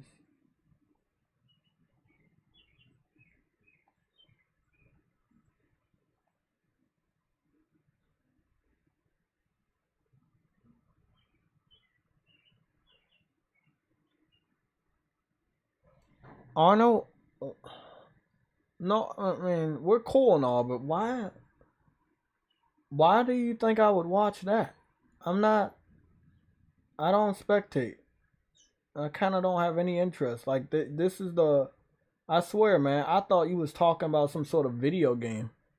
You're talking about, like, some people playing a game. Nah, I'm good, man. Nah, I have not been watching it because I just don't, I don't care. Nah, I'm good. Street Fighter 6 tournament 2 days ago, Ken versus Chun-Li. Nah, I'm good, man. I'm good. I play the game. I'm not gonna watch. Nah, I don't do the esports thing. I've never been an esports person that's like, oh, because I make a lot of my own content. So I'm not watching a lot of other people's content. So yeah, I'm not gonna do that. I'm good. I swear I thought you was talking about like a video game that I had maybe missed when I was covering the news. I thought you was talking about like, hey Jay, you missed this new fighting game or something. I didn't know you were talking about people. That's why I had to search the name. I was like, what is he talking about? I thought it was wrestling at first, to be honest. I had no idea it was people. Yeah, I don't watch them. They don't do anything for us, man. They don't do anything for you or me. Like, it don't really matter. Big Body Bertha, you said motion blur sucks. Why is it an option? Yeah, I do not like motion blur. I'm hoping that Square Enix can hopefully fix Final Fantasy 16 before I beat the game. I highly doubt that though. I think that we should have had options. I feel like their focus is split because the game is going to PC next year and they can't 100% focus on this game as a true PlayStation exclusive. So it didn't get all the features that a Horizon Forbidden West got or a God of War Ragnarok got, and it's pretty disappointing.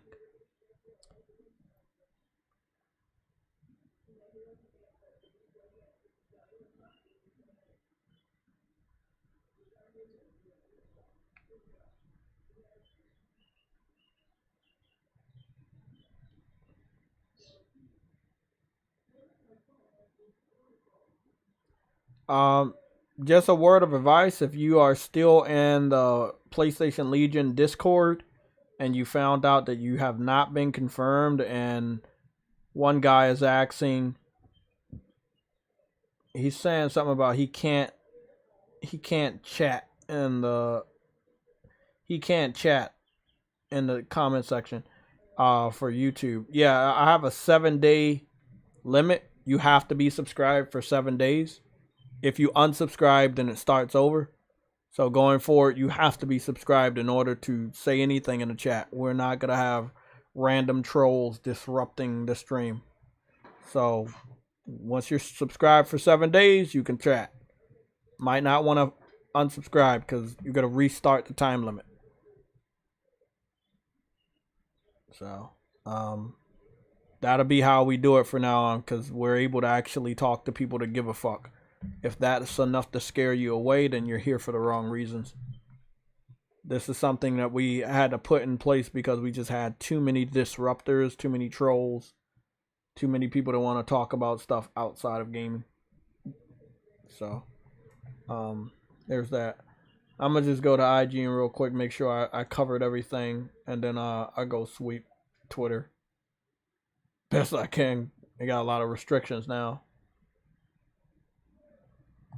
Let me make sure. I have not watched Secret Invasion either. I don't know. I'm not invested in Marvel like I used to be because so many of the Marvel projects suck. I haven't seen any of the Marvel movies this year. I'm seeing Spider-Man digital.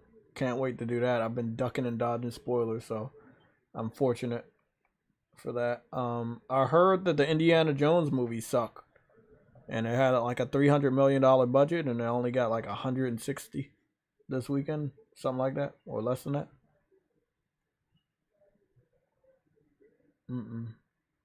Yeah, nothing. It's Wednesday. There and yesterday was a holiday, so I didn't expect much gaming news. I'm glad I came with the topics I came with.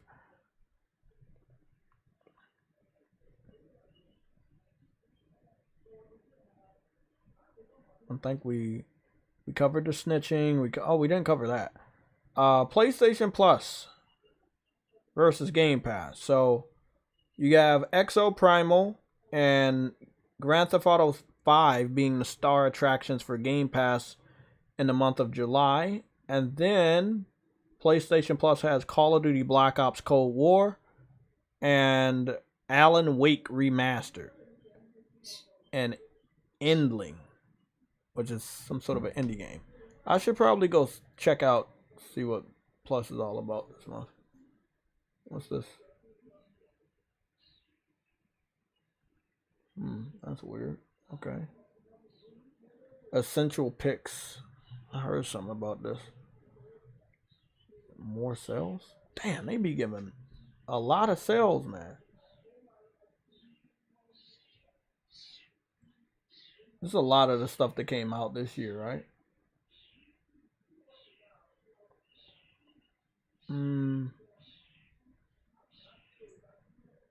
Like so many of these games I already own already. Like the Crash and Spyro, I already own that.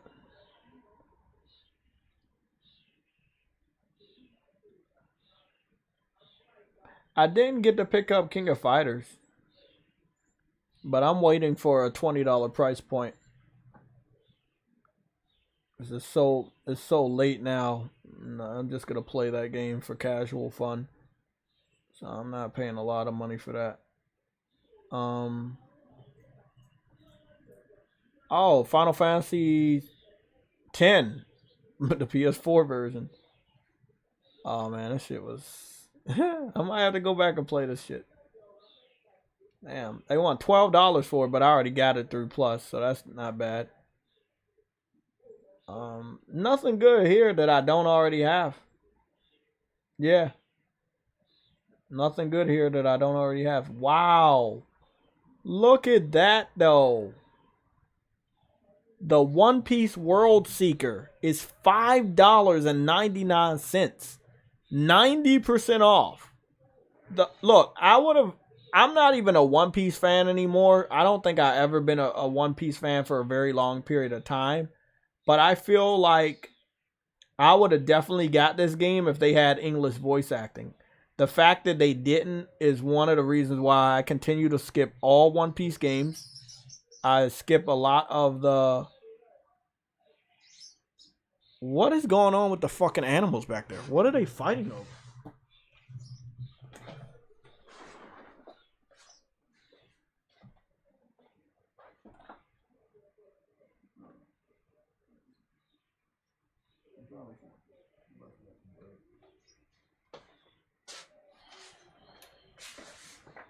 It's the bread. They're trying to eat the bread. Maybe the bread's too hard. Maybe I need to tear it up next time. Well, they're poking at it. They get it. I believe in them. So yeah. I really wish that One Piece games had English voice acting. They would have been picked up a long time ago by myself. Sword Art Online, same thing. Like, you got a good voice actors when it comes to the animes, but they don't want to put that same type of affection into the games, and then they expect the games to sell, and then they look stupid when the games don't sell. It's like, the graphics look good. I'm pretty sure the story is good. The world looks really good. It's a nice big open world. It's just, what do you expect? No English voice acting. And then the shit fails, and you sit up there and wonder, why did the game fail? And people are telling you there's no English voice acting. I don't know, man. I grew out of One Piece a while ago. I don't know. I don't even think I made it out the first season. Like, just wasn't something I fucked with. Look, man. I could care less if the dubs are bad, bro. The dubs are gonna get me to buy the game. If you don't have dubs, you miss out on the sale. And there are a lot of other gamers that are gonna be the same way. They're like, they're not reading all that shit. They're gonna miss out on the game. And this game being 90% off, and you think it was good, and the One Piece show is coming out on Netflix.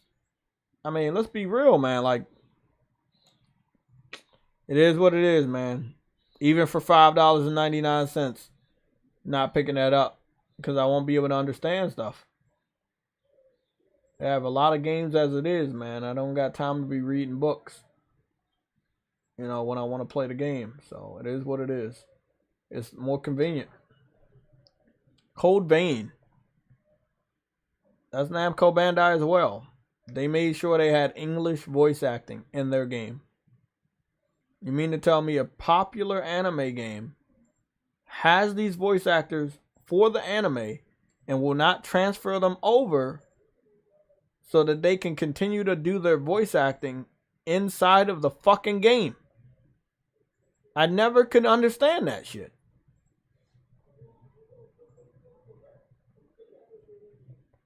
Yeah, well, they gonna miss me, man. Because I ain't buying that shit if they don't got voice acting. But Code Vein was fire, and I do need to get back on there, and I do need to beat that game. I was far into that shit. Forgot how far it was. How far was I? Where's my trophies at?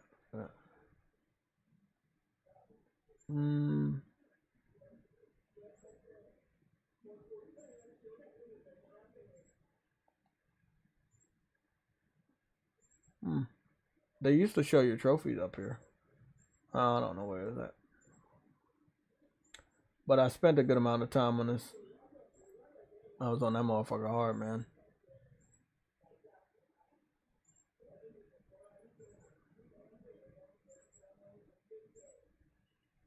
It doesn't look like it's anything good over here, man. We got 70% off, but most of the stuff is garbage. So that's a pass for me.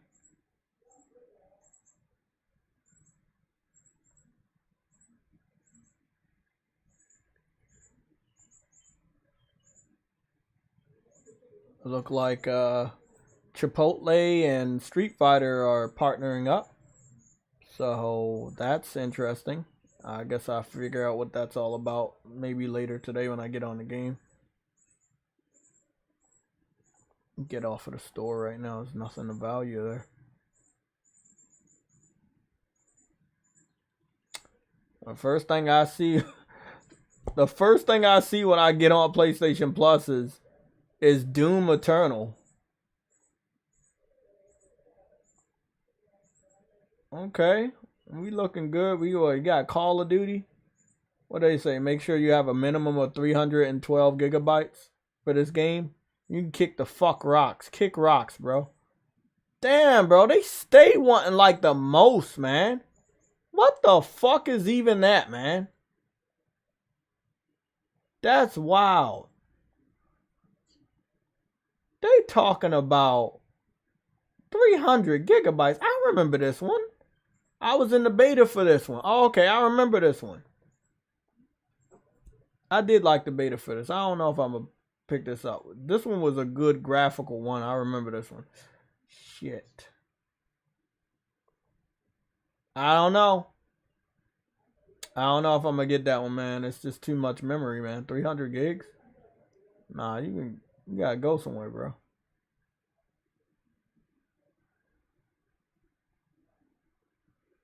Solstice installed.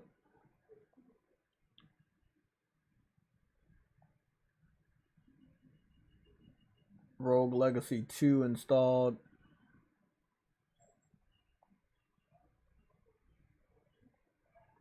I don't know, man.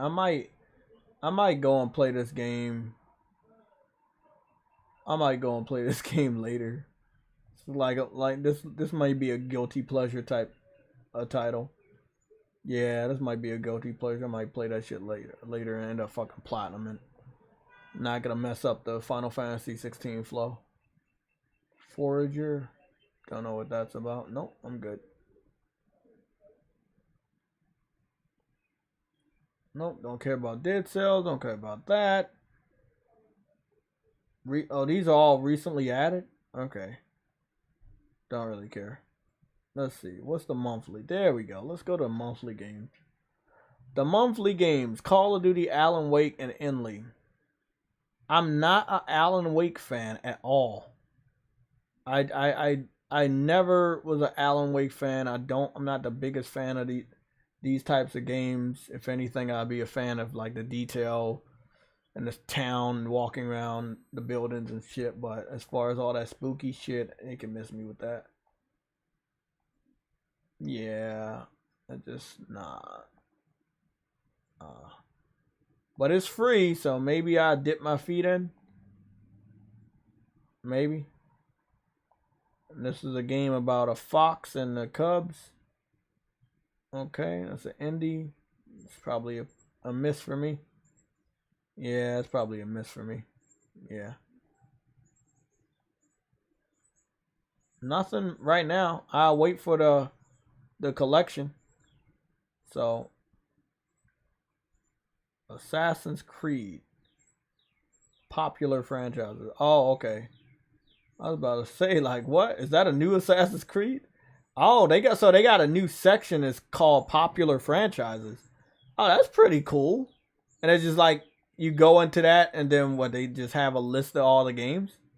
Oh, that is awesome. When did they do that? Life is Strange. They got all. Do they have all the life? They have all the Life is Strange on Plus. Wow, that's smart. And we have all the Kingdom Hearts on Plus. That is crazy.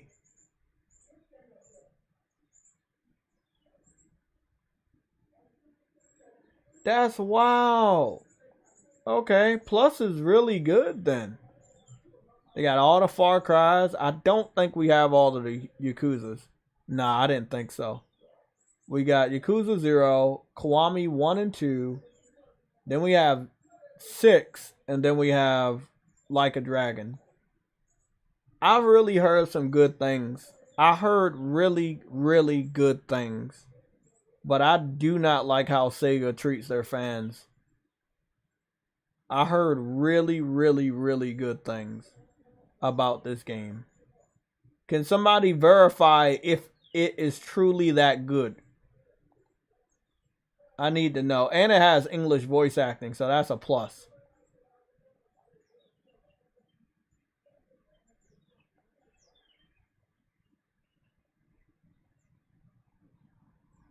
Graphics still seem to be good. I know all the Yakuzas are good. I'm waiting for them to go back to like freeform. I really like the freeform.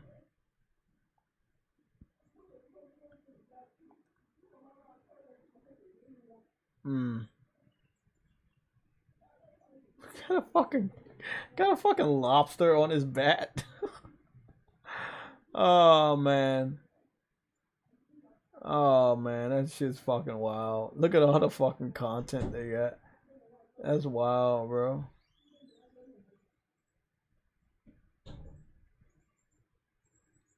That's wild. Okay. Wait up. They had some sort of Persona thing. Oh, that's a trial. Persona 5 Royal Trial for PS5. That's interesting. Popular, franchises. That is really cool. Like they really are doing good over here with Plus. They're letting you make sure that you know certain things. You know, that's pretty dope. There's a Bleach game. Is that cell phone game I heard about? Yeah, it's a cell phone game. Yeah, I heard about this shit. I didn't know it was real. Huh. I didn't even know it was on consoles. I did see that Google has like a PC beta for their their Google Play app where you can play cell phone games on your PC. I would be interested in playing cell phone games on my console. I would definitely do that.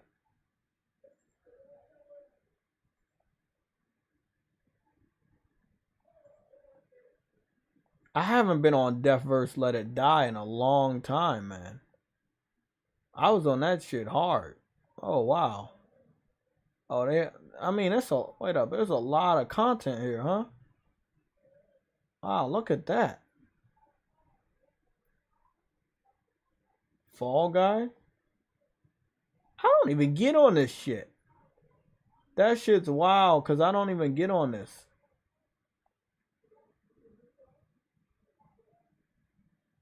That's wild.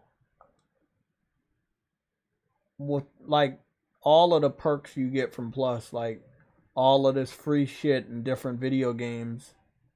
And I don't even get on these games no more. That shit's wild, bro. But again, people be saying like there's no perks to Plus. You know, like there are perks, bro. It's just you need to go and check them out. They got perks for all these. These are some pretty big free-to-play titles that they have perks for. Very, very interesting. They got a Hydro Pack number 4 for Call of Duty. What is this? A Hydro Pack. Is it something water related?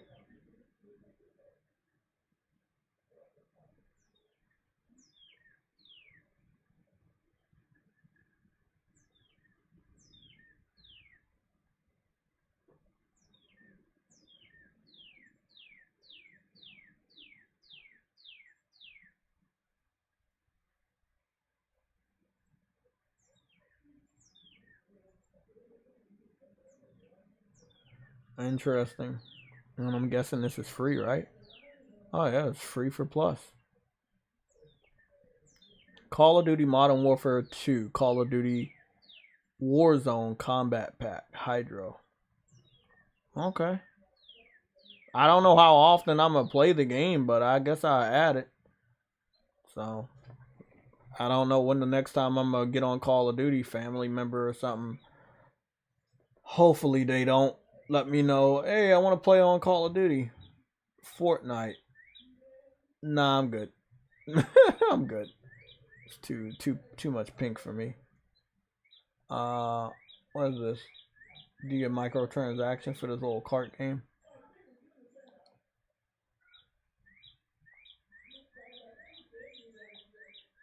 They didn't have a PS5 version for that, did they? Nope. It's a base model.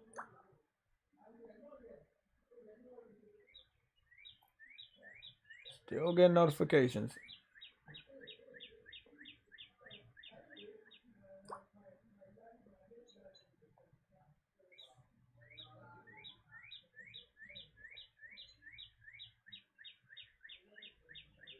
Lifeguard bonus pack. Who knows when I get on that? Might as well just collect it.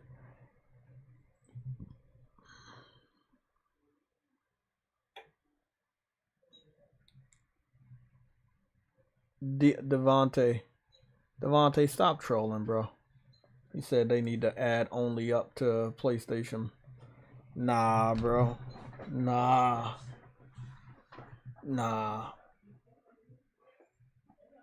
Oh, man. Abs are hurting.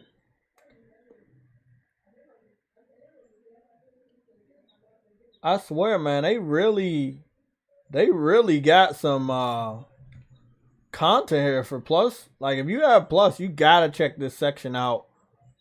You never know what they give you, man. That's interesting. You never know. Let me go to the classic catalog. I don't think there's gonna be anything new that I don't know about.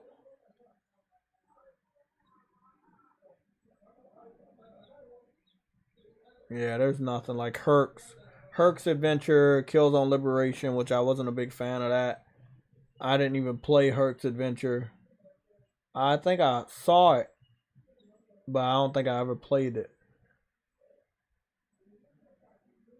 Hercules was big back then. Because you had the TV show, and then Disney made the animated series, the animated movie. So, yeah. So probably, if it's any old game I'd try, it's probably Pursuit Force. I'd probably try that. Need to get back on Legend of Dragoon. Wild Arms 2.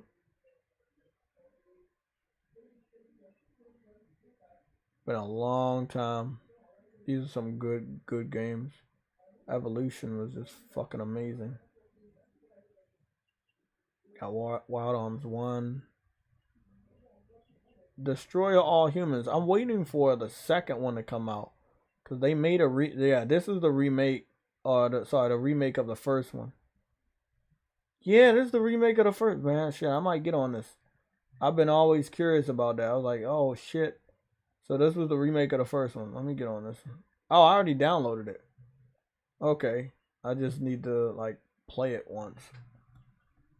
And then maybe they put the sequel on there. Destroy All Humans 2. Interesting.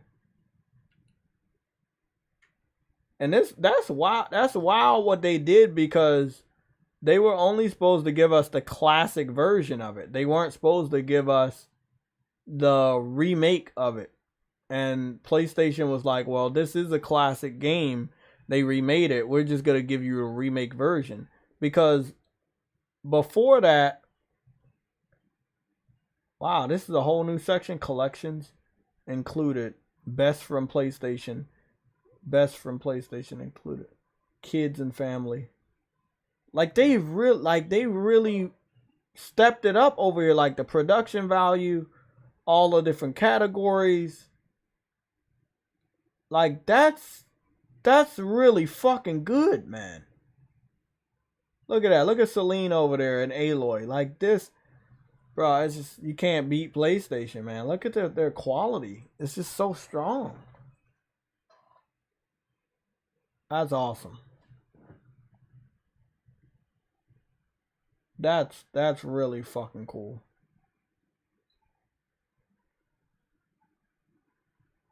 That's awesome. The second one is out. Yeah, I know. Just haven't played the first one yet, so I ain't going for the second one yet. Second one looks fun. Real fun.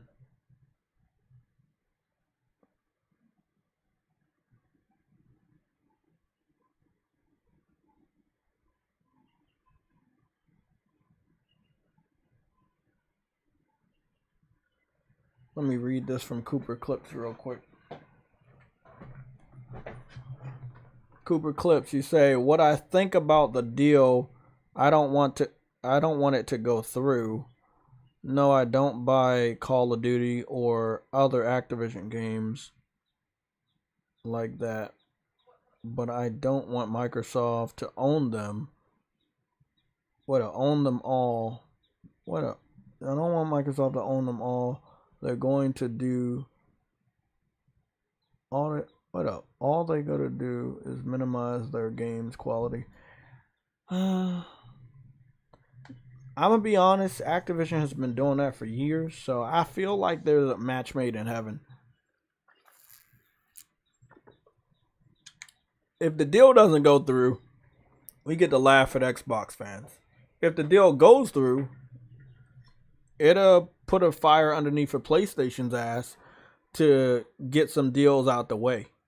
And the good thing is, if it does go through, all the deals PlayStation to get out the way are going to be in less value than the Activision deal. And the FTC and nobody can really say anything. They pick up Square. That's great.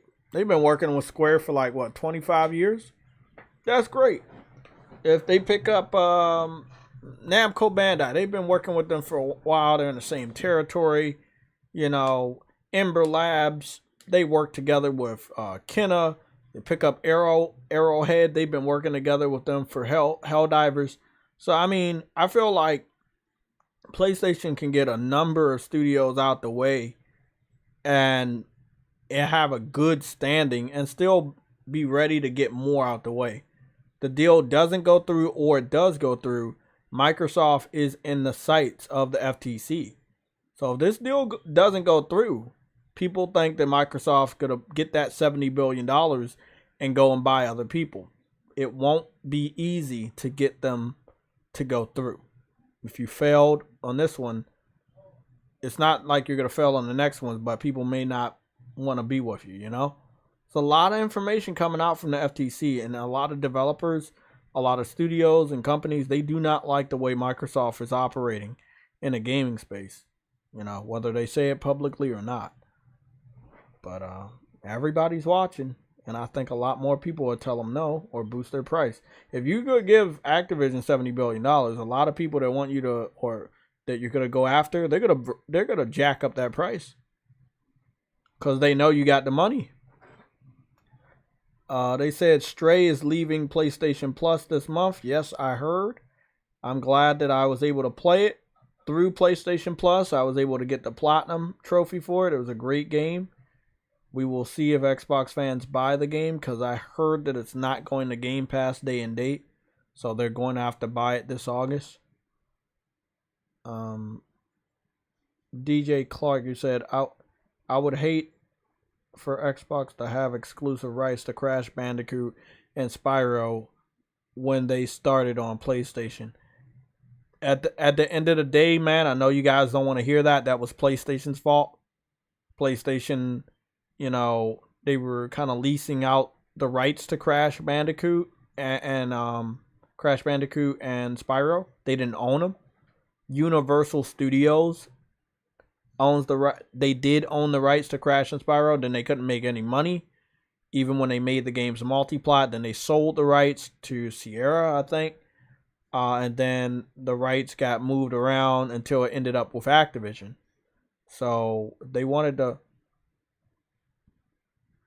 if they wanted to buy this stuff from Activision, they could have, but they never thought there was enough value. Now it's a little bit too late for that. Now, I mean, it's up to them. They can, at the end of this, they can, you know, if the deal doesn't go through, Sony can go and talk to Activision and say, hey, can I buy these from you? You know, and Activision can say yes or no. So, I mean, it's really up to them. But sadly, it was a real big L for Sony, because they could have been purchased Crash and Spyro's rights back from Activision if they truly love those characters as much as the fans do.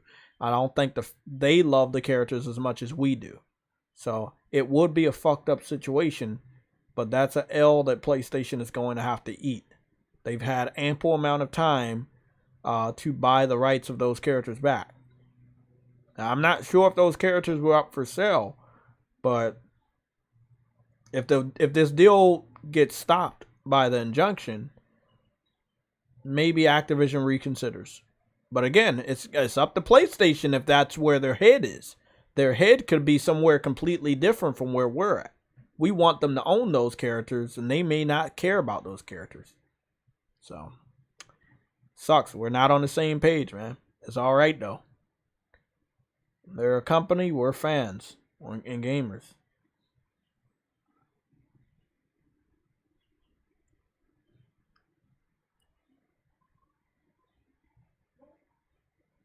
That's a pass. I agree that, you know, everybody's enjoying Trek to Yomi. That is not a game I'm interested in playing.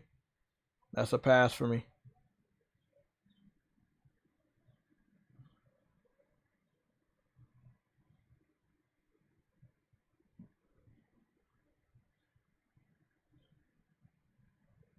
Yeah, I'm good, man. It would have been nice with some color. Maybe if it had some color, I'd probably pick it up. Plus, I think when it came out, I was still playing, like, I was playing Icky Island, and I just didn't really find a reason to. If I wanted to play a samurai game, I'd just go play Ghost of Tsushima. I mean, for me, it was not the best time when the game came out. Like, man, I got Icky Island. I was like, man, it's a side-scrolling samurai. I'm like, nah, I'm good, man. I'm good. We can get the fuck up out of here, though. And I can go back to playing Final Fantasy. I'm actually good that we don't have a lot of Plus games, because there are enough games that I need to go put. I need to put another game in my backlog. I know Destroy All Humans is going straight to the fucking backlog. Put that straight in the backlog. And Dragon Quest is right here. Dragon Quest goes to the backlog, but it also goes to JRPGs. Solstice goes to the backlog. This goes to the backlog. This is definitely going to the backlog. BioShock. Alienation goes to the backlog. Actually, no. Alienation goes to PlayStation exclusives. And then it goes to the backlog as well.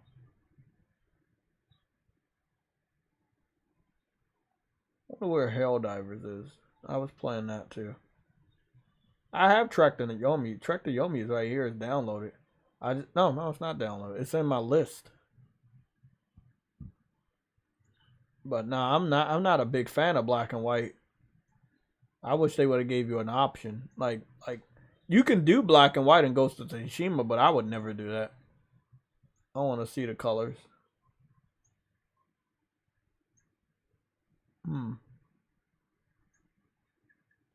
I don't know where Helldivers is. I was on there the other day.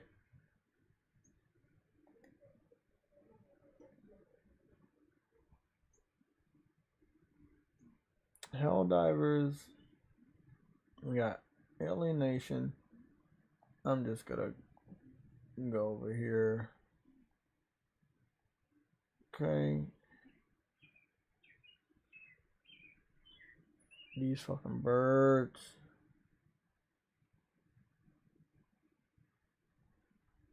There it is. Helldivers. Why is Helldivers hidden? Don't understand. Helldivers should not be hidden.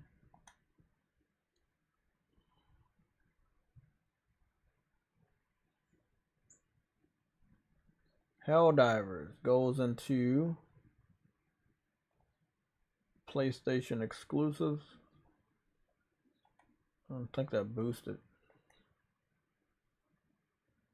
Yeah, that boosted it from 44 to 46 because I added Helldivers and Alienation. Okay.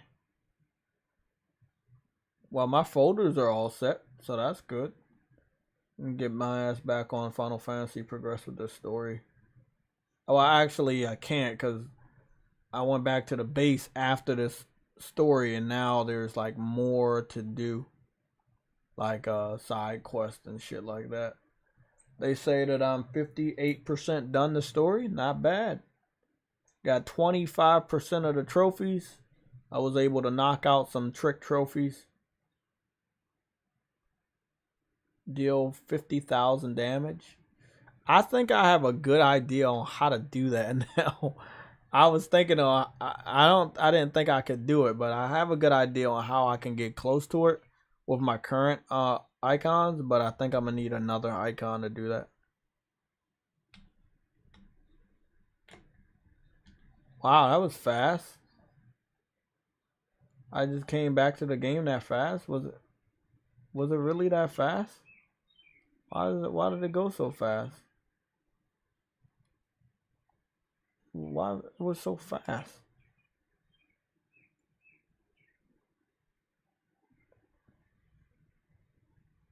Okay. Bro, that is fucking fast. Are you fucking serious? Hold on. That's wild, bro. Hold on. Return to game. If I return the game, I just go right into the game. But the game is closed and it's still that fast. Let me see what.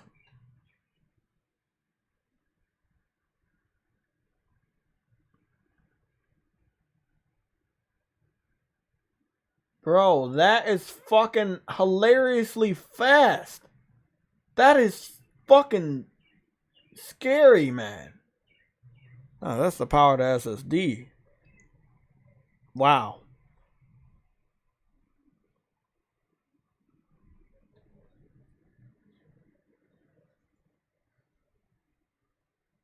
Final Fantasy 16 is a masterpiece in my opinion. I beat the game 2 days ago And now I'm going for the platinum. 10 out of 10. I don't know about the platinum yet. I gotta check my percentage when I beat the game, but I think it may be obtainable. I know Sick got it, you know, but Sick got a lot of platinums that I don't got, so I gotta see what it is. I was able to get some trick trophies out the way, and I got about 3 or 4 more of those tricky trophies. A lot of the other trophies are gonna be story related, and then I gotta go see, you know, like go to different towns and shit like that. So I love it. You know, I just got this new sword. I upgraded it twice. Got this brand new sword. I didn't use it yet, but it's doing 220 attack. The hilt looks fucking cool. I mean, I fucks with the whole everything about Final Fantasy 16, bro. If I could just, I gotta take breaks because I don't want to beat the game fast. Like I have actually been taking breaks watching, you know, anime and other stuff. Like I've definitely been taking breaks because I didn't want to beat the game fast. It's so fucking gorgeous. It's so beautiful. Oh man.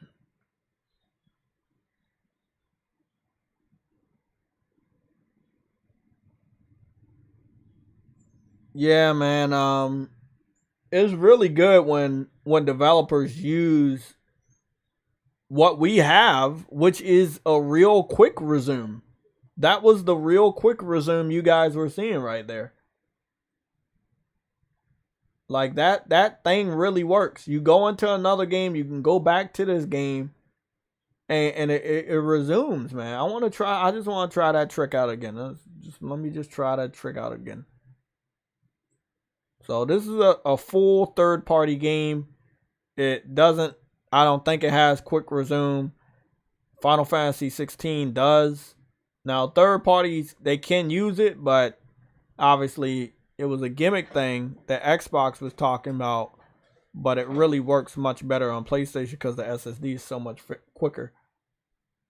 So I'm going to just go in here. I'm going to go to training real quick, and I'm going to back out. Completely close this program, or I'm gonna just go to the other program. Go to Final Fantasy 16. Let me go to training.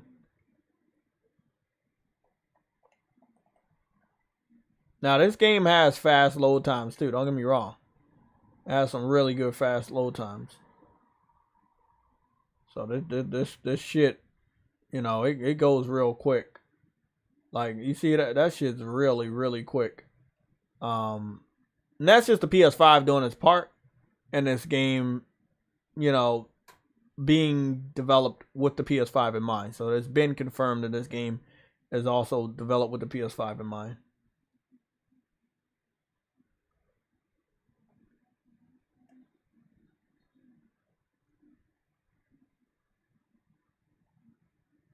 Okay, gonna do one more move right here. Pedigree.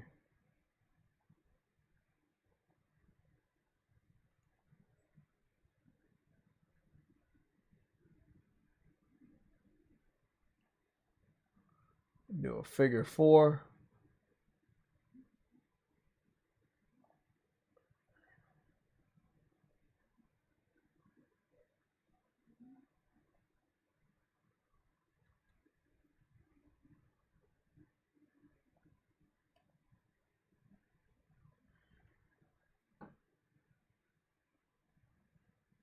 Damn. I got some really, really crazy fucking moves. Goodness.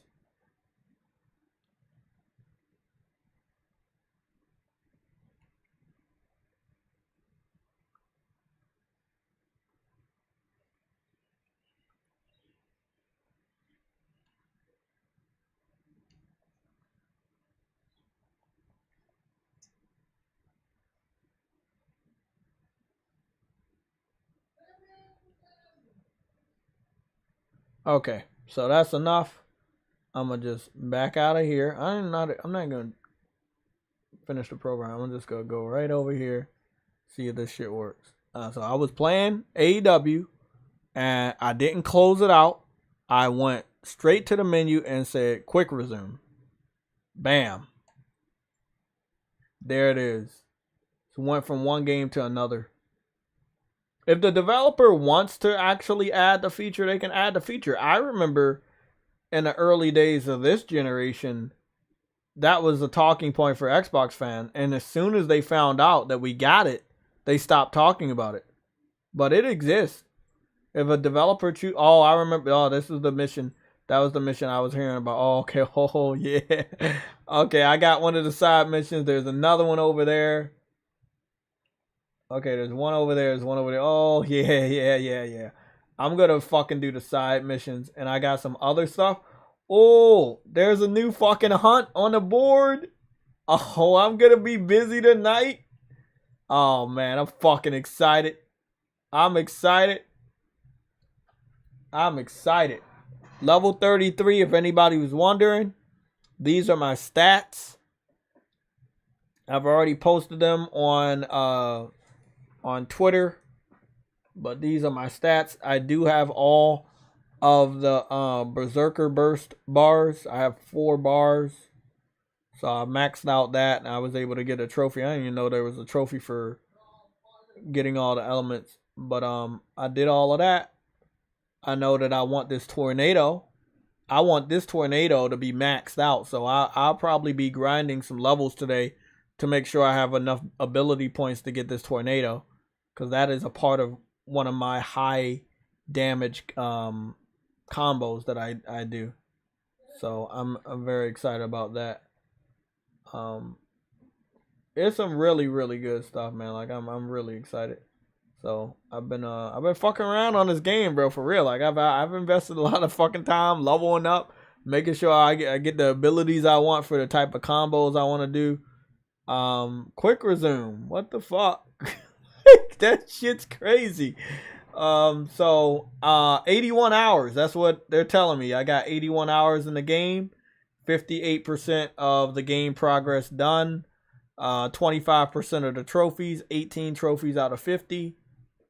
And I got some percentages done right here with these two, this bronze and silver. So I think the platinum's doable. It's gonna take a lot of time. I have the rest of July to try to wrap this game up and possibly get a platinum. I believe by the end of next week I should be done beating this game. But you know, I'm gonna be out tomorrow. I should be able to have some good time with the game, maybe Friday and Saturday. And we have the Sunday show. So we'll see. Okay. I'm gonna get out of here at a weird time. It'll be 3:40. So in the next 7 minutes, I'm gonna get out of here. If anybody in the chat has questions, you can ask those questions. I can try my best to answer those. I will be on Twitch streaming my Final Fantasy 16 journey. So if you need my Twitch, I'm gonna post it in the chat and pin it. Don't forget to hit the like button. And if you have not subscribed, but you want to be a part of what we chat about here, I would advise you to subscribe. We have a 7-day wait limit. So if you have not been subscribed for 7 days, you do not get to chat. Okay, I think you bypass that if you if you become a member, or you're maybe a mod. If you're a mod or a member. But if you're a mod, you've been with us for a while, so that doesn't kind of cancel that out. If you have not followed me on Twitch, do so. My Twitch name is JayTechTV 4K60. I've been streaming my whole playthroughs of Final Fantasy 16. There was one time where I thought I was gonna go to sleep and I kind of logged off and then I played it offline, and I did fall asleep. But yeah, I think I did 2 streams yesterday for Final Fantasy 16. So I'm pretty sure I'm far behind a lot of people, so I shouldn't be spoiling anything. I kind of did that on purpose, and also I don't want to rush through this game. Let me pin this right here. So if you have not followed me on Twitch, I know a lot of people are. Thank you for the support. My Twitch name is JayTechTV 4K60.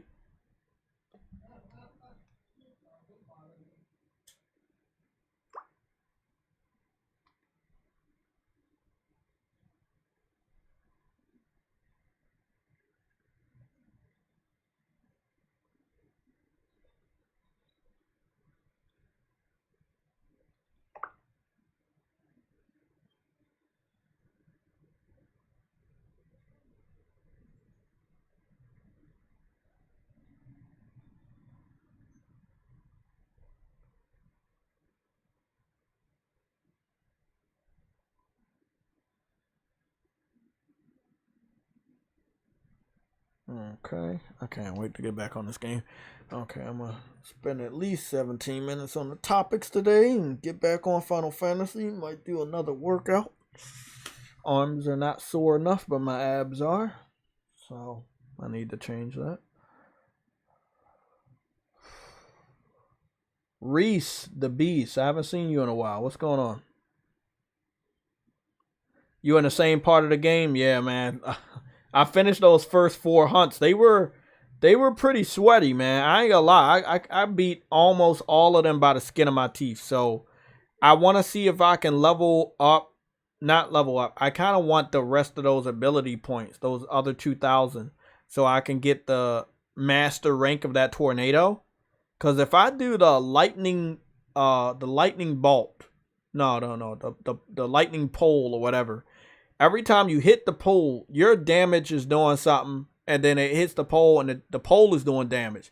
Well, if you put the tornado inside the pole, and then you're hitting the enemy, you got a lot of damage going on there. And if you do any of the other attacks and keep switching through icons. So, I was messing around with that yesterday because I don't switch a lot. But it was a trophy where I had to switch. And then I just got the bright idea, let me go switch and do some other stuff. Like I said, I'm not using any of the rings. So I'm just having a lot of fun figuring this stuff out myself. I mean, if you really want to enjoy the game that way, that would be good too. But I don't want any, training wheels. So I'm just enjoying what it is, Loving the game, man. Loving the game.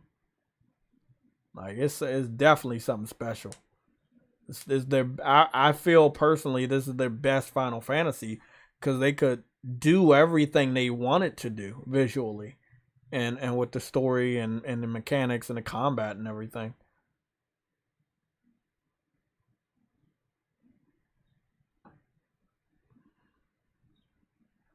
You said, what about using the Switch feature on the games on PS5? What's the Switch feature? What's that? Man, PlayStation got too many fucking shit. What's the Switch feature? What's the Switch feature? Did I miss something? Oh, what's this? Is this the Switch feature? Switcher. Recent games. Oh, this section. So what does this do? So like if I do the Switch section, I can just find out the last game I played and boot it up real quick or something. That's pretty cool. I didn't know that. Huh. That's awesome. Okay. PlayStation really does have a lot of stuff, man. This is really useful for when you kind of like want to get back to something that you just recently did. This is pretty fucking handy. Yeah. I just can't get over the fucking the quick resume because it's real. It's fucking real, man. Quick resume any of the game, you put you right back where you was, man. That is something fucking magical, man. That is crazy. Damn, that's crazy. That's wild. Well, guys, that's it. It is 3:40 over here. I know I normally leave at these like either 30 at I leave at 30 or I leave at like 4 o'clock or something like that. But I gotta get back to the game for real, cause there's a couple of games in the backlog I do want to play before August, before Tower of Fantasy comes out. But I'll be seeing you guys on Twitch. I would say give me until 4:30. So 50 minutes from now. I'll post the notification in the community section and also on the Instagram account and Twitter. So I'll let you guys know that I'm live on Twitch. Okay? Okay, well, if you haven't went over there, you can go to Twitch, search JayTechTV 4K60, or go through the link that's in the description from all my links, or you can go on my YouTube page and find that information. I will be enjoying the fuck out of Final Fantasy over there. I'm gonna be doing a lot of like leveling up and like side quests first, and then after I circle back around hopefully get some of these hunts out the way. That's when I start doing the trophy. So I'm gonna do the story. I'm gonna do as much as they give me right now with the side quests and the hunts. Then when I've finished all that, that's when I go to the story. I'm glad that they allowed that, so it's not too overwhelming with all the side quests on the map at the same time. So they got a nice pacing in this game. It's very nice. Okay, I'm out.